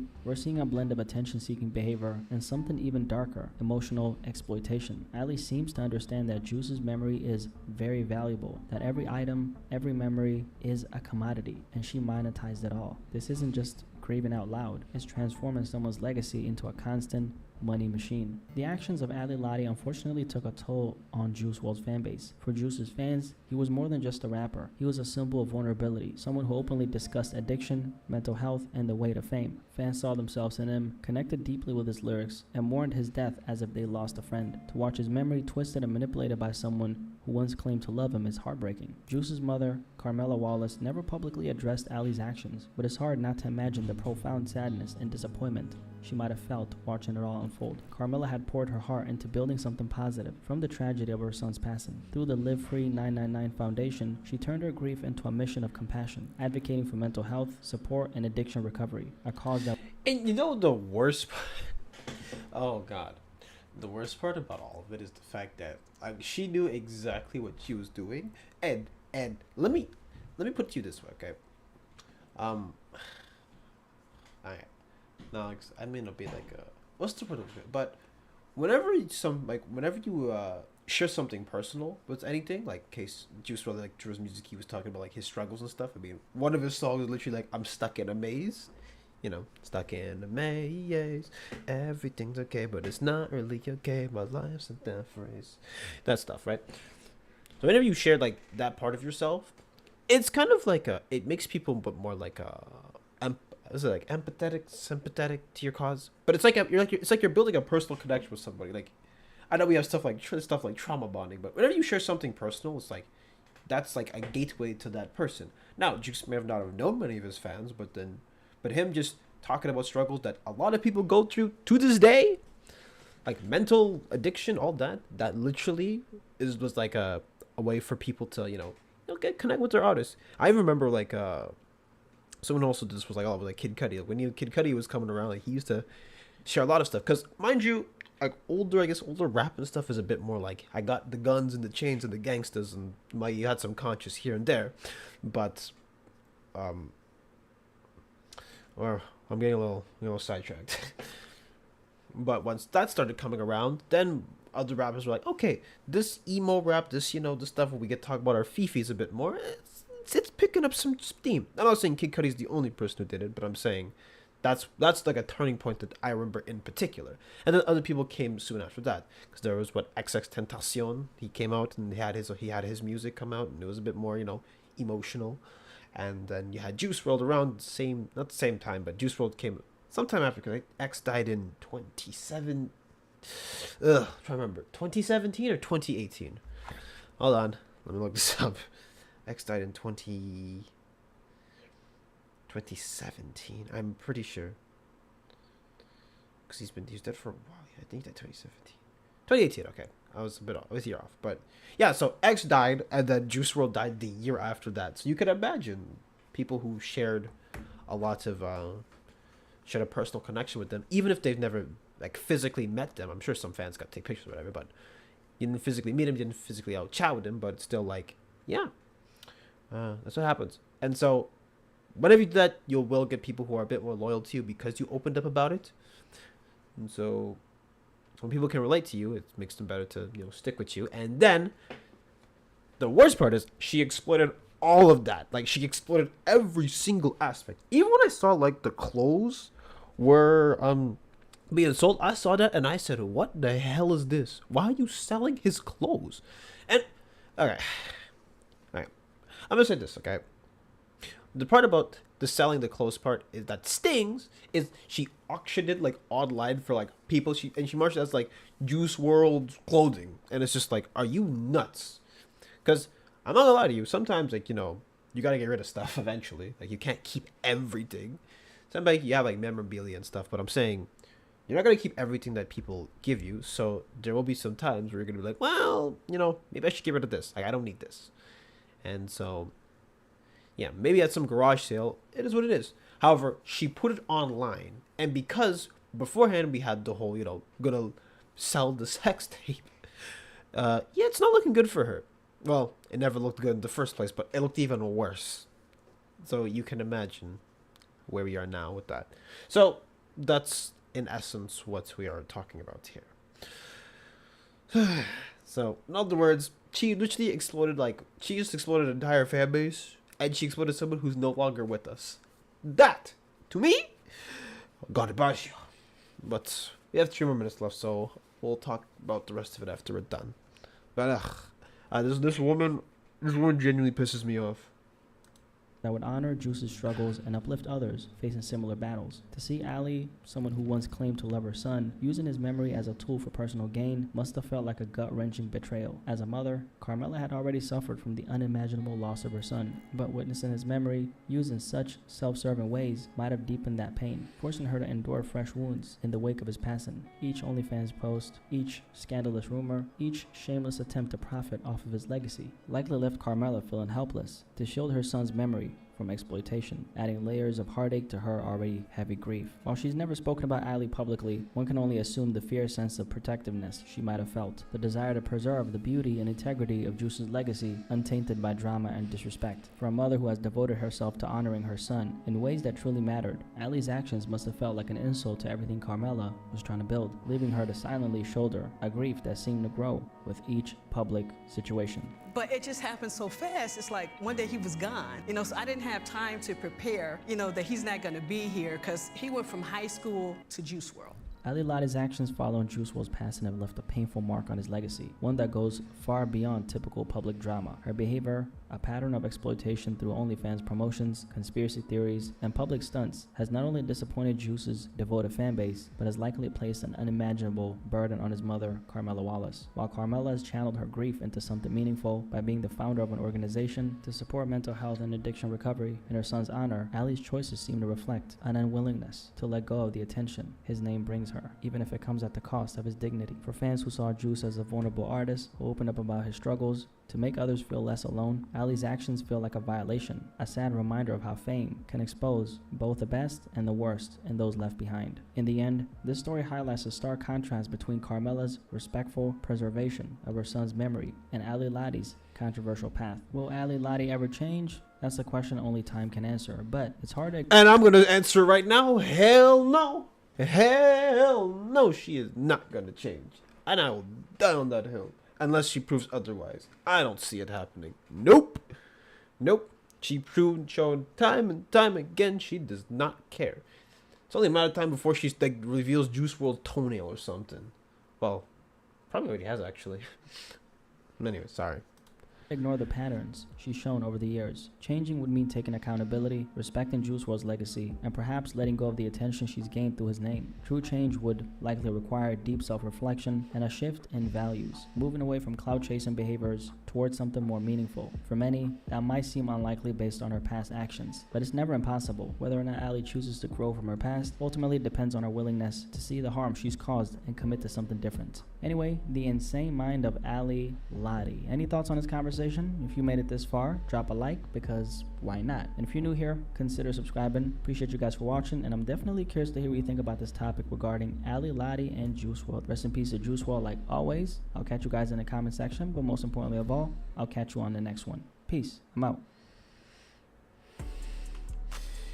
Yeah, I mean, a lot to take in. A lot to take in. I don't know, let's be honest. That was actually a lot to take in. I would play this song, but I'm not trying to get cards. I guess we can look at the comments, but the comments don't have much to add, I don't think, yeah.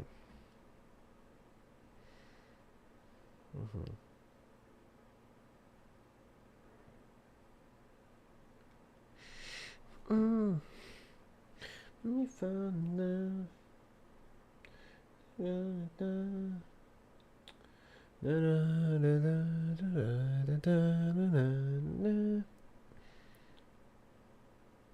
yeah.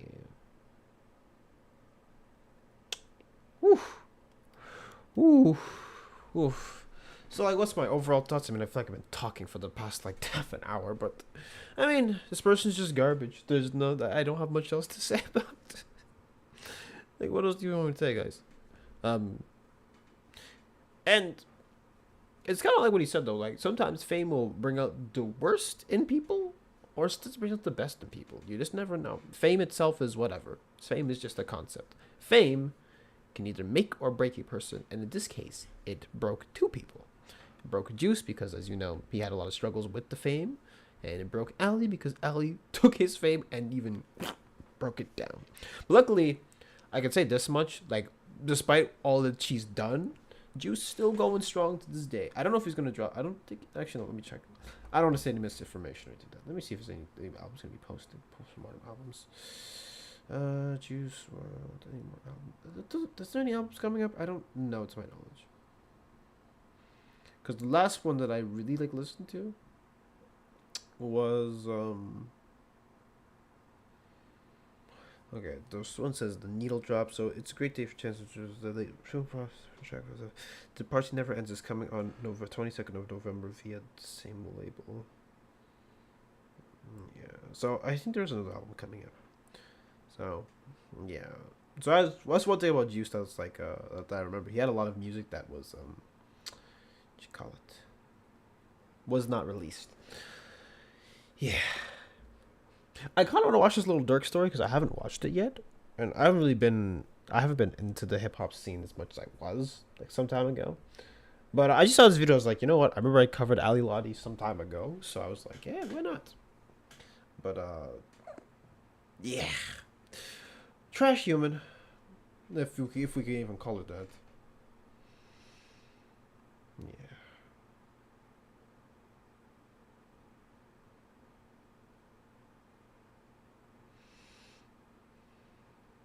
Mm-hmm.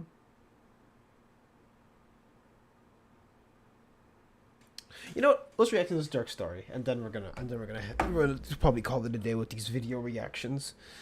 Not that I don't mind doing these, but I prefer to make my own content. But it's nice to, watch other people from time to time. But yeah, give this man a subscribe if you ever catch him around.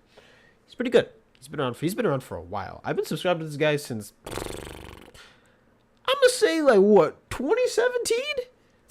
I've been subbed to this guy for ages, so yeah, it's pretty good. So take it from me. All right, let's actually look at this Little Durk story, and then what? Let me give a little backstory before we click on it. So I was watching I was on Instagram, right? And then so when I was on Instagram, I saw this meme. Oh, my bad guy. So I saw this meme, right? And it was just like, so the meme goes when your friend, let me open it up. I'm sorry, I can't say it probably without cackling. Okay, let me go find it. Kills me, bro, because bro was hitting them high notes. Yeah, it says here, hold on. Yeah, it says POV, you're playing music in the party and your boy thinks, actually, let me show you guys, actually. Hold on a second. Let me go open it up. Oh, what am I talking about? I could just play this here for you guys. Yeah. Sorry.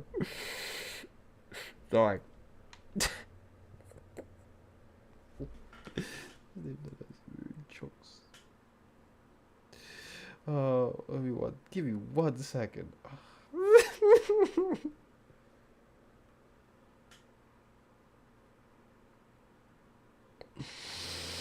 Ah, 1 second.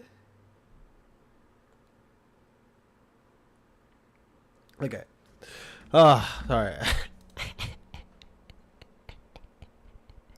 Like if I tell you, yo. Okay, yo guys, so it's ready. Okay, so here, right? Oh, second. Whoa! You don't want to see that? Hold on. That was a different tab entirely. Wait. Okay, let me close this tab before I play this. 1 second.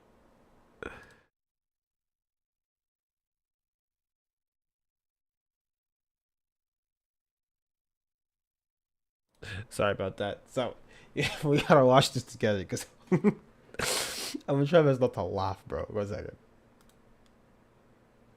All right, it's playing.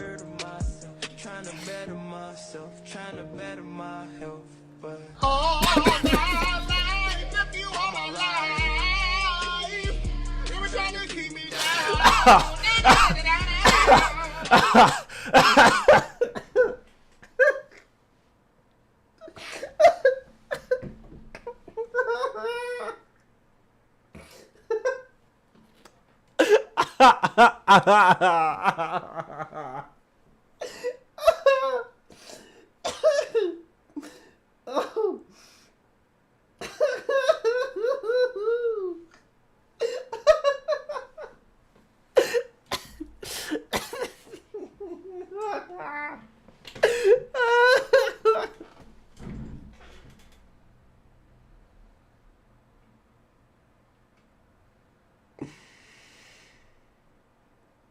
Ugh.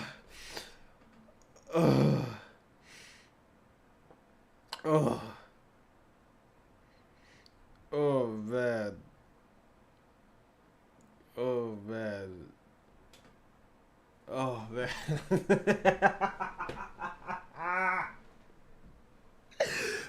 Oh. Oh.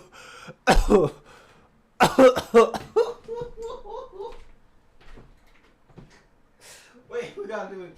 Alright. This is not laughing. Ready? One more time. One more time. Trying to better myself, trying to better my health, but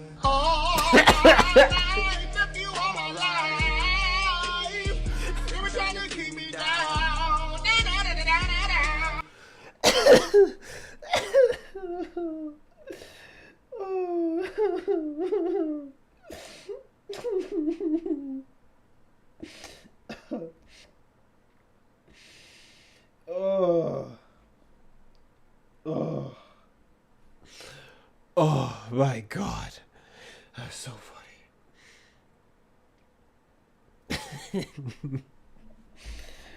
Anyways, long story short, because Lil Durk, that's Lil Durk's song, I was laughing so hard at that stupid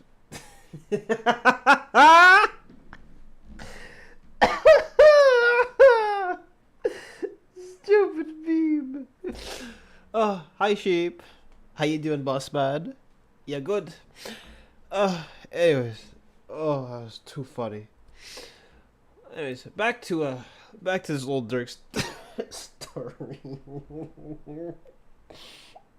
I'm gonna tap out for a minute. It's like too funny, bro.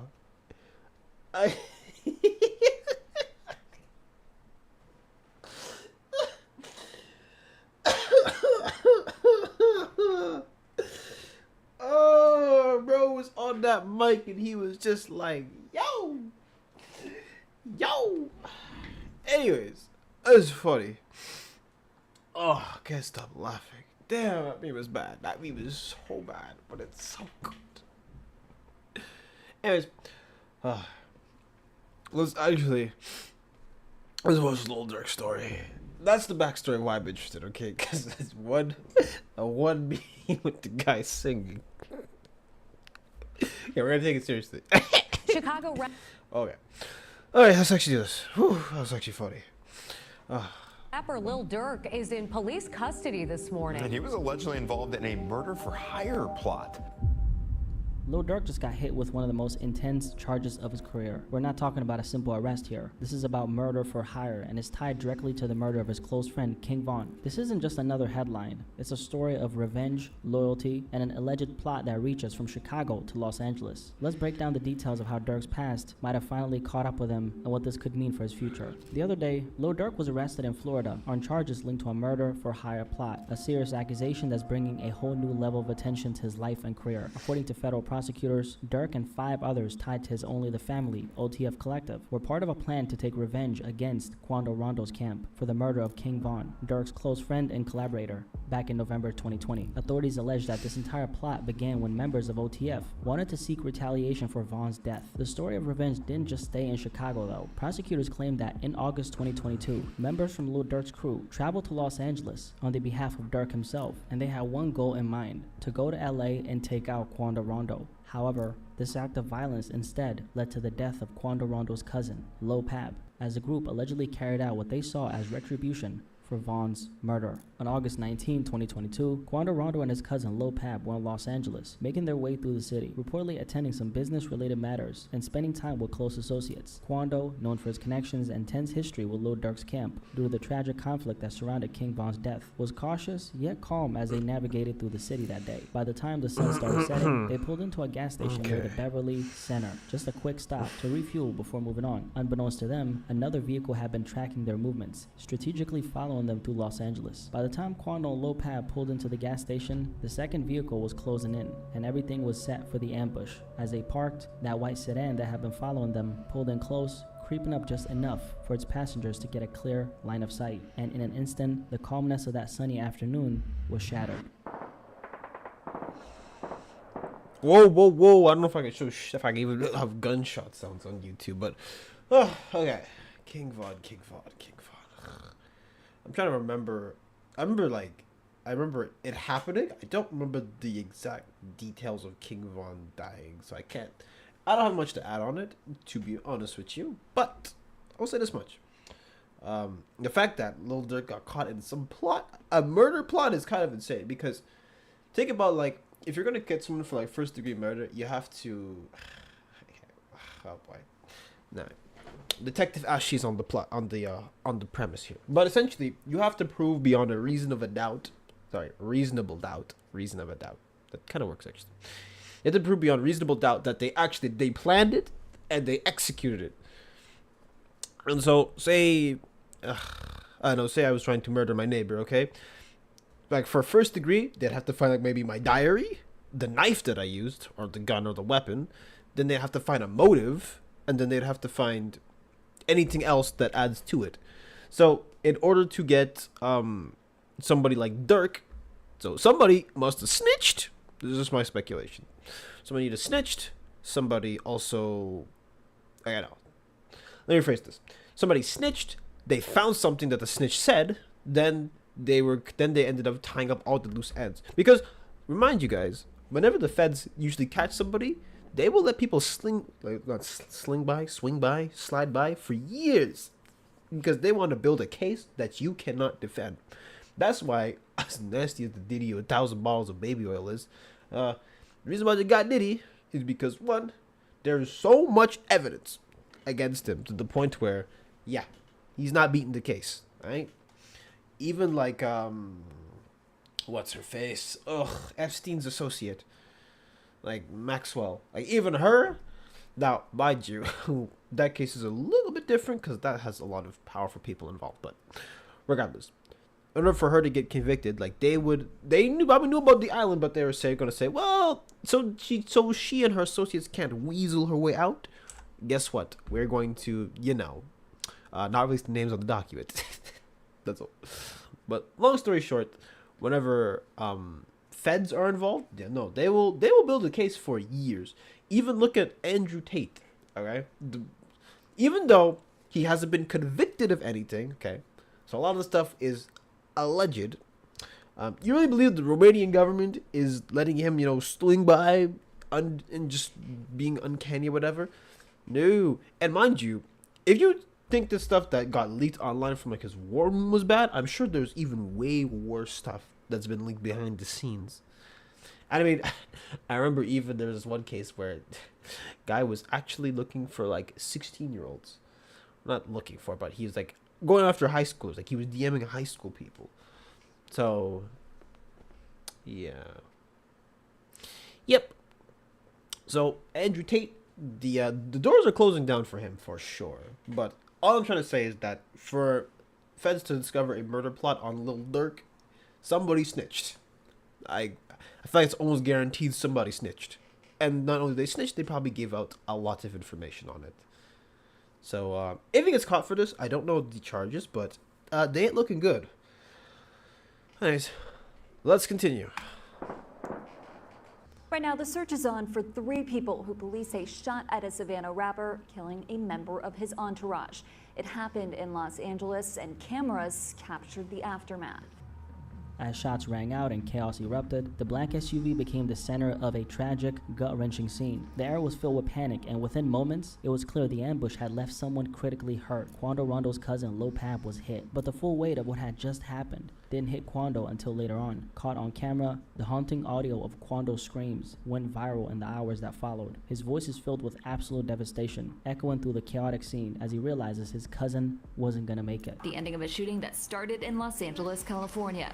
Sheriff's deputies pulling out a man who had been shot in an SUV.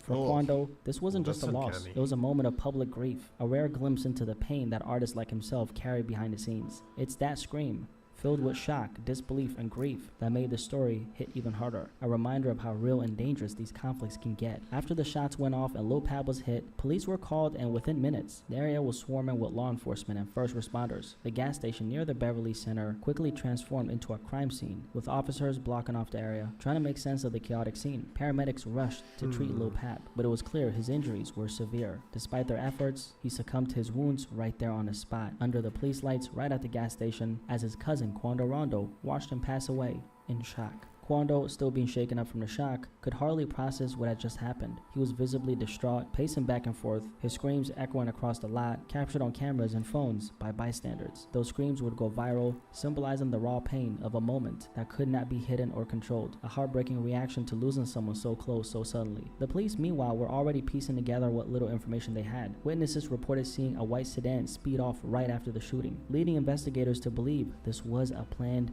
targeted hit. This wasn't some random act of violence. It had all the signs of a calculated attack. The tragic moment left the hip-hop community stunned and mourning yet another loss in an ongoing cycle of violence. But that night was only the beginning. Law enforcement would dig deeper into the case, linking it to a broader network of rivalries and conflicts. And now with the federal indictment connecting Lil Pab's death to an alleged murder for hire plot involving Lil Durk's OTF crew, this tragic story has taken on even darker layers. According to prosecutors, Lil Durk is the man behind what they're calling a calculated murder for hire. Let me actually read this. Let me say, Thursday morning, federal and local law enforcement in the Chicago area arrested Grant and 4 other defendants charged in a 4-count federal grand jury indictment alleging their roles in the murder for hire plot. After law enforcement made the arrest and executed search warrants in Chicago, the FBI learned that Banks had been booked on 3 international flights scheduled to leave the United States on Thursday. When Banks arrived near one of the departing airports in Miami, specifically, law enforcement personnel arrested him. Yeah, I don't know yet. Somebody had to snitch. There is no way. You don't find the stuff by accident. Somebody spoke somewhere. But something interesting about like gang violence is that, at least I find a lot in hip hop, even songs that I like, you always find like they'll be glorifying violence or whatever, especially like more like underground rappers. I mean, if you listen to King Von's music, I mean, there's not much to say about it. Man would be talking about all kinds of stuff. Actually, you know what? Give me 1 second. I want to pull some up actually on the side here. Just want to make sure, like, I gotta show you guys like what kind of music this guy would be putting out. Let's do Crazy Story.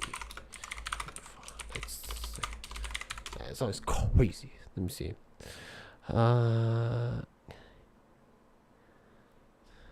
Okay. Just make sure. I'd be sure I can find the right lyric, because this one he kind of just goes crazy. Did I have part 1 or part 2? I think it might be part 2, honestly. Dimitri with a handbag. She gets smashed. That's not the one I know. This is not the Crazy Story that I listened to. 1 second. I gotta open my Spotify playlist, bro. Ugh. I'll try not to play any music while I'm here. I think it's just part 2. Crazy Story. It is one whole song, bro. I didn't even listen to King Von that much either. No, it's literally this one. Yeah, it's the right one. Alright, come on.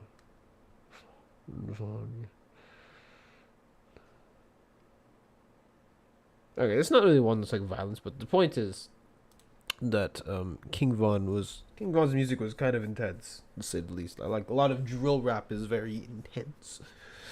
Point is, essentially, what am I getting at here? Well, the what's it called? I'm just saying, a lot of the violence that they say, they don't really talk about this part of it, at least to my knowledge. They might talk about I lost some people, but that scream was like, that's a scream of somebody who's like, damn. Not damn it. It's like, I cannot believe this is happening. My cousin's dying. And so, this is my interpretation. But anyways, it's interesting. I remember there's this part where, was it New York? I think New York had to not cut down, but they they not cut down, but they came down on like drill rap in particular. Drill rap glorifies a lot of this craziness. But murder for hire plot, bro, sounds like an actual supervillain. Like, he's not no rapper no more. Bro's a supervillain. But I saw memes where it's like, I heard a bit about it, but I didn't watch a video. But essentially, the memes were like, oh, how long is Lil Durk gonna be in jail? I said, all my life. I said, damn. Anyways, that's enough chatter out of me. Let's keep going.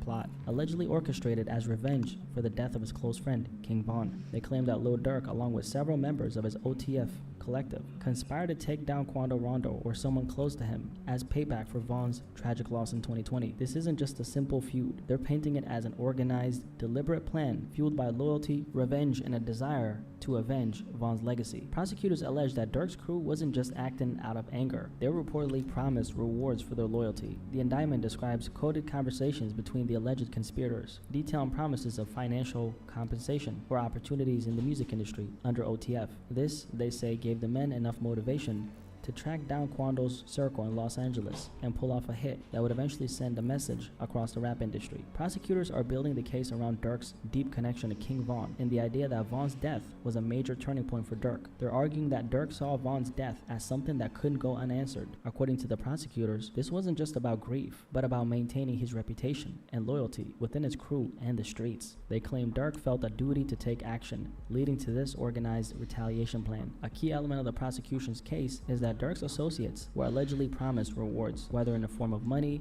prestige, or elevated positions within OTF. The indictment mentions coded language used to communicate these promises, hinting at payouts and increased status for anyone who carried out the attack successfully. Prosecutors argue this incentivized Durk's crew to go to extreme lengths, planning and executing an ambush with the expectation that their loyalty would eventually pay off. The prosecution alleges that the attack wasn't spontaneous. It was a result of deliberate planning. Members of OTF are accused of traveling from Chicago to Los Angeles with a mission, which was following Quando Rondo's movements and waiting for the right moment to strike. The hit itself, they claim, was executed in a way that aligns with a classic murder-for-hire operation, with members tracking Rondo's SUV, waiting for him and his crew to be in a vulnerable position before launching the attack. Court documents reveal that after the incident, the OTF members stopped at an In-N-Out where they discussed payments with one of the... So they went to an In-N-Out hamburger stand where they discussed payment with Grant and then flew home to Chicago from San Diego Corcoran. And other documents say Wilson allegedly later paid Jones and Lindsay an undisclosed amount. Sheesh! Okay, this is a way bigger rabbit hole than I expected. I'm sure you want me to explain why, but I'm trying to do this with a little bit of knowledge. But I guess from what it said here, it turns out that King Von dying was a bit more personal than I expected, because I knew, well, it was known that Durk and King Von were tight, but I didn't know it was so tight to the point where this guy is allegedly orchestrating whole ass murders of somebody else. That's, whew. But keep in mind too, sometimes like if you send a hit on somebody, it's to send a message, and to me, well, the message was, yeah, you shouldn't take out one of us because we wouldn't take out one of you. That's what it reads to me. Because that's gang life for you, man. Now, where I live, there's not... Okay, let me rephrase this. The gangs here, as much as I don't really take... Well, let me... Hold on. Let me phrase this properly. The gangs here are not that intense just because, well, you don't really hear about them. Or at least, we won't hear about them because also where I live, they don't like to report on that stuff, but... Regardless, the gang presence here is kind of non-existent. I'm not worried about walking around at night getting robbed by some gang. I'm more worried about the local crackhead trying to give me the good old 1-2 at 10 o'clock or 11 o'clock at night. That's what I'm worried about. But there's danger regardless wherever you go, so meh. But anyways, I don't know. That's how it is in a gang, though. I've never been in one, but you read up on it, and yeah. They will clock you just like that. Anyways, just wanted to chime in on that part. But just the part of it, interesting how like the only bad part was they went to an In-N-Out to discuss the payment. Like, go back to your home, bro. But yeah. Well, whatever the message was, I'm sure Quando Rondo definitely got it now because woo! Yeah. Tasty. The top OTF associates before heading back to San Diego to catch flights back home. Records show that there was a payment exchange that happened as a reward for the murder. Now, the most important part in all this is that I always stop to read these because sometimes, well, people can actually. It's just my petite analytical brain doing this every time. I like to read between that. Sometimes you'll catch something that you won't notice if someone just tells it to you. That's why we read it. So I won't read out loud this time, okay? You guys hear me read enough. And the next video I'm going to drop, you're going to be hearing me read a lot. So let me just read this quickly. Okay. TB's life. In response to Bennett's murder, Banks allegedly put a bounty on TB's life on August 20th. I said I wasn't saying that.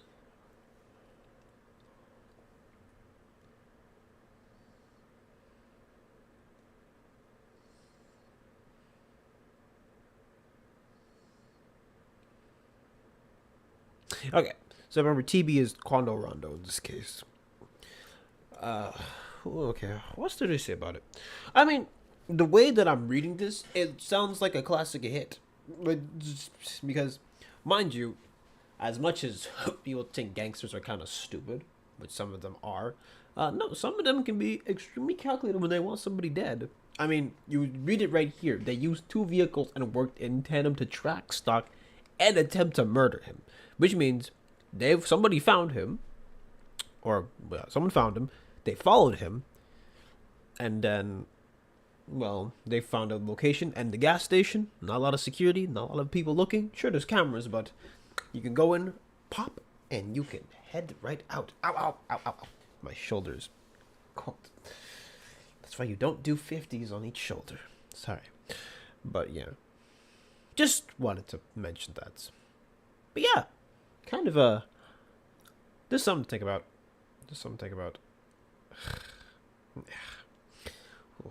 That's woo. I just want to know if somebody snitched. It's the only way to me that something happened, unless somebody discovers some secret plan. Okay, somebody snitched. I just want to see if somebody snitched. Lil Durk is the mastermind behind everything. He was the one who provided funds for flights, ensuring his associates could travel from Chicago to Los Angeles, and according to court documents, Durk allegedly arranged for OTF members to make this trip. So they were operating based on what he told them to do as the head honcho. Durk's top associate, Keon Grant, reportedly coordinated logistics on the ground, but Durk is said to have provided the financial resources and guidance needed for the ambush. Keon Grant arranged hotel accommodations, bought ski masks to conceal identities, and obtained 2 luxury sedans for the group. Court documents indicate that Grant was also... Okay, sorry. Stuff about... Why couldn't they just get like a piece of shit car or something? Why have to be a luxury sedan? It's like we trying to spin the block in style. There we go. That's the word I was looking for. I'm like, there's a phrase for this. Yeah, spin the block. We try to spin the block in style. But anyways, yeah.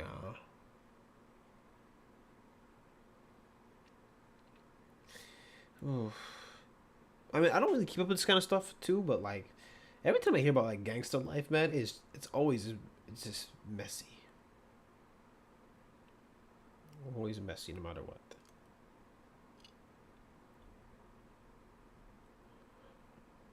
Anyways, here we go. Also, the one who supplied firearms, including one reportedly converted into a fully automatic weapon, all of which prosecutors argue was facilitated under Durk's orders. I think you probably at this point understand why this is so bad for Durk. These aren't just accusations of association or indirect involvement. Prosecutors are painting him as the mastermind behind a deadly, premeditated act. He's being accused of financially and logistically supporting a murder-for-hire scheme that targeted a rival, going as far as to cover travel costs, conceal identity identities and provide weapons for the attack. This is some serious stuff right here. And if the court accepts this narrative, it elevates his role in the case to the one who's going to carry the full responsibility for organizing a violent conspiracy with potential penalties, including life in prison or even death penalty, if the court finds sufficient evidence of intent. Moreover, the case is built around digital communications, flight records, and surveillance footage, evidence types that can be compelling in court. Prosecutors are likely betting that one of Dirk's associates could flip, testifying to strengthen their case even more. If any of the co-conspirators cooperate with authorities, it could seal the case against them, making the charges even harder to fight. Now, one of the things that's a little bit ironic about this entire situation is the fact that for the past 2 years, Lil Durk has publicly been working on cleaning up his image. After years of being tied to the street life, he's tried to turn over a new leaf. For anyone who doesn't know, Lil Durk has not only embraced Islam, but even went as far as converting, changing his name to Mustafa Abdul Malik. So he's definitely been on a journey of rebranding himself. On top of this, he's done community service and launched the Neighborhood Heroes Foundation to support underprivileged youth. And this shift didn't go unnoticed. He was even awarded an honorary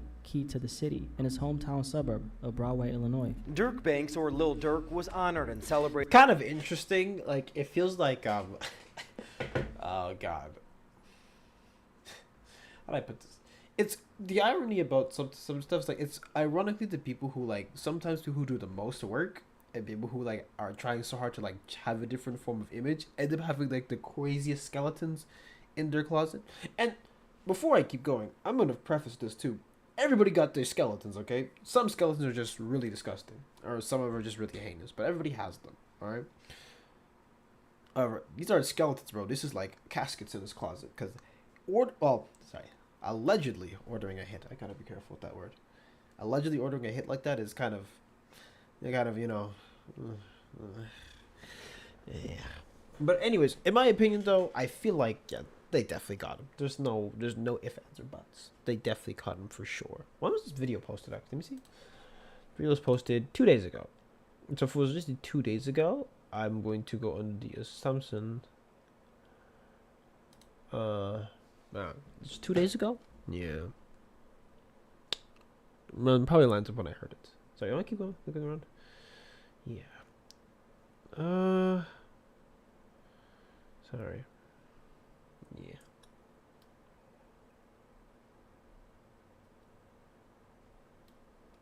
Anyways.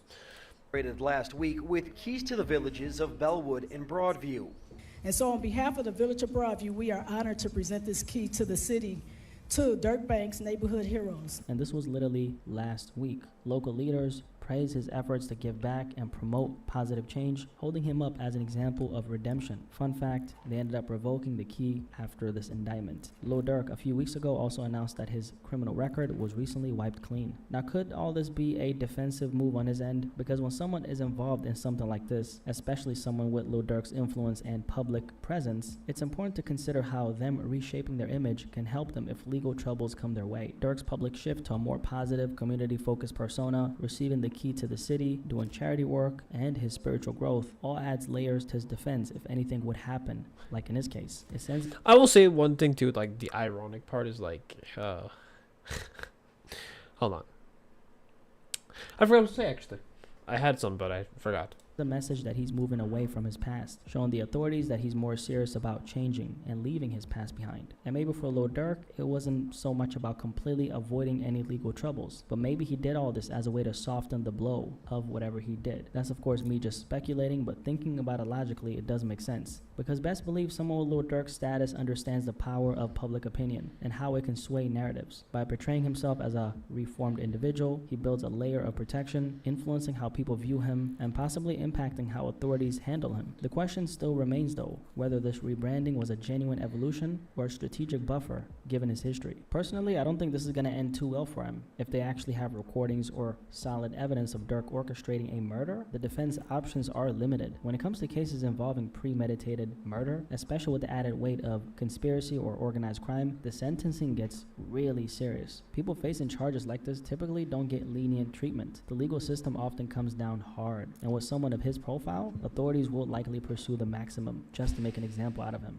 Dirk might be looking at significant time unless his legal team finds a way to poke holes in the prosecution's evidence or challenges the credibility of any witnesses against them. And in high-profile cases like this, even if they don't have direct evidence, the cumulative weight of circumstantial and digital proof can still lead to heavy consequences. Overall, it's really sad to see millionaire rappers still getting involved in situations like this. With the opportunities and success someone like Lil Durk has achieved, you'd think he'd be able to fully separate himself from that lifestyle. But as you guys can see, even with fame, money, and all the chances to make a positive impact in this world, it's clear that he's still stuck on the streets. I'm really curious how this is going to end for him, and it'll definitely take some time for this to get resolved. Anyway, this Lil Durk story is definitely crazy. If you made it this Okay, so that's done.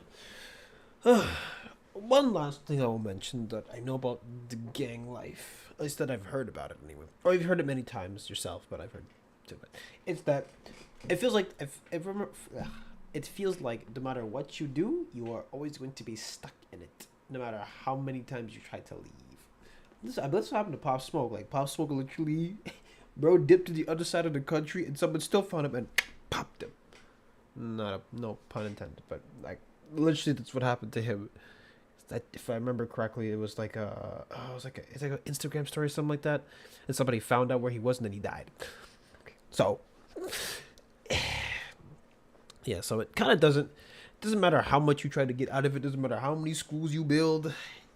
Life, especially if you committed any form of sin, it catches up to you. However, in my opinion, Dirk got a bit, well, he hasn't been convicted yet, but like, if he's convicted, that's the lucky end, because someone could have killed him. Or, sorry, this is YouTube. Unalived him. I could have unalived him, like, yeah. Woof! This is a story that I might make a formal video on it later, because it's actually that insane. Maybe. But I have to release this other video I have for tomorrow. Well, I'll release it tomorrow. It was supposed to be done last week too, but I didn't but I just ended up getting caught up in other shit. So, yeah.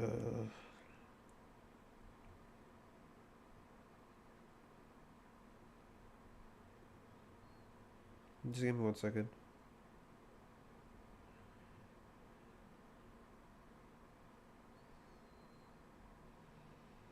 What kind of scams are on Instagram these days? What? Sorry.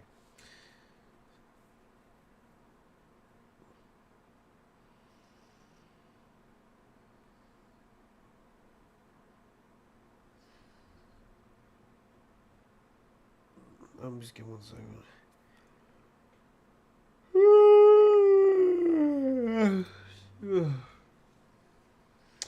Yeah. That's it. That's whew. Yeah, man. But yeah. You deal with guns and violence will catch you. You know, it's like that old phrase, live by the sword, die by the sword. In this case, embrace the gun and get taken out by the gun. That was terrible. I need to work on my one-liners. But yeah. Okay, now there's one more thing I'm gonna show you guys, and then I'm done for today. So I'm gonna go on. So we're gonna go here, and I'll show you. All right. I don't know where this came from. I don't know who set this up. I don't know. Hold on 1 second. Get this shit out of here. I don't want to watch it. I'm not interested. Sorry, it's Mr. B stuff. Okay. I don't know who came up with this. I don't know why they came up with this. But apparently, I'm going to say this apparently, because I don't know if it's true or not. Apparently, it says here, apparently Japan, it says, no circus performance here. Now, the replies are kind of insane from what I've read. I don't know if they've gotten worse. But as you can see here, Japan has had enough of tourists. Now, of course, we all know about the infamous Johnny Sabali. He needs no introduction. He literally got beat up in Korea not too long ago. We're not going to watch that. But this guy has literally been a menace in every single country he's been in. He was a menace in Japan. He was a menace in Israel. He was a menace in Thailand. Then he started in Korea. But the problem with Korea is that Koreans aren't exactly the nicest people at times. So you can imagine how that went. They were not playing. And it was just Johnny Smalley. Him and his goons got beat up. So deserved. Anyways, let's actually take a look at some of these. Because when I tell you Twitter only gets worse, it's so bad. It's actually so bad. Let's look at some of these. Hope Japan stays Japanese. Like, okay, I'm sorry to hate to break it to you, but Japan's birth rate is kind of low, so they might need, a bit of a push. Sorry, Japan is not a zoo. Wait until you see their park. But a lot of people, if everything is a plan, they were samurai and stuff. I don't know about you guys, but every time I go on Twitter, like, this is the kind of shit that I be seeing sometimes, and I'm just like, why? What is going on with this? It's just unhinged 24/7. Like, it's George Floyd in the Yasuke armor. Like, what? Mind you, Yasuke was a real person, but anyways, start kicking out the darkies. Yo! Negro fatigue? What the hell? What he asked the... Yo! Yo!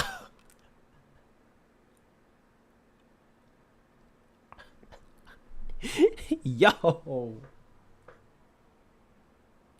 Yo! Yo! Negro fatigue. I'm sorry, bro. They really said Negro. What? Bro, things you see in this world, bro. Okay. Let's actually read what it says. What? Alright. Negro fatigue, formerly known as chronic Negro. I'm sorry. I can't take these seriously. And by the way, these people are everywhere on Twitter too. Like, these kind of comments. Now, sure, some people could be like memeing, and I say that very lightly. But come on, Negro fatigue. Like, how do you have this saved on your phone? Like, who saves this stuff? You know what's saved on my phone? Cat pictures. Maybe just cat pictures and pictures of me flexing in the mirror. And vacation photos. That's what I have on my phone, okay? And some memes. But these guys have, like, what?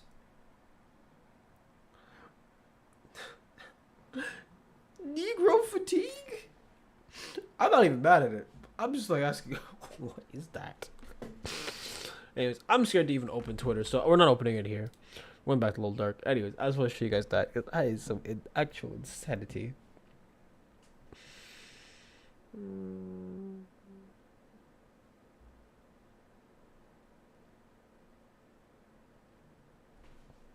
Yeah, I see Black can put in the work.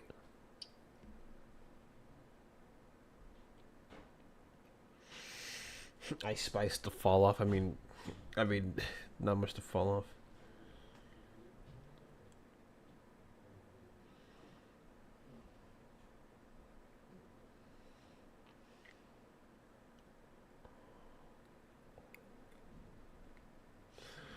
Honestly, anyone saying free Dirk is kind of wild because there hasn't even been a conviction yet.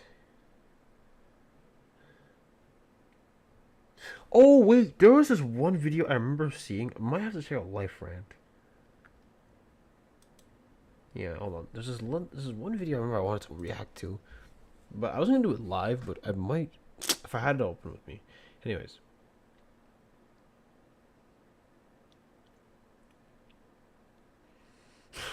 I don't even want to see. I don't know.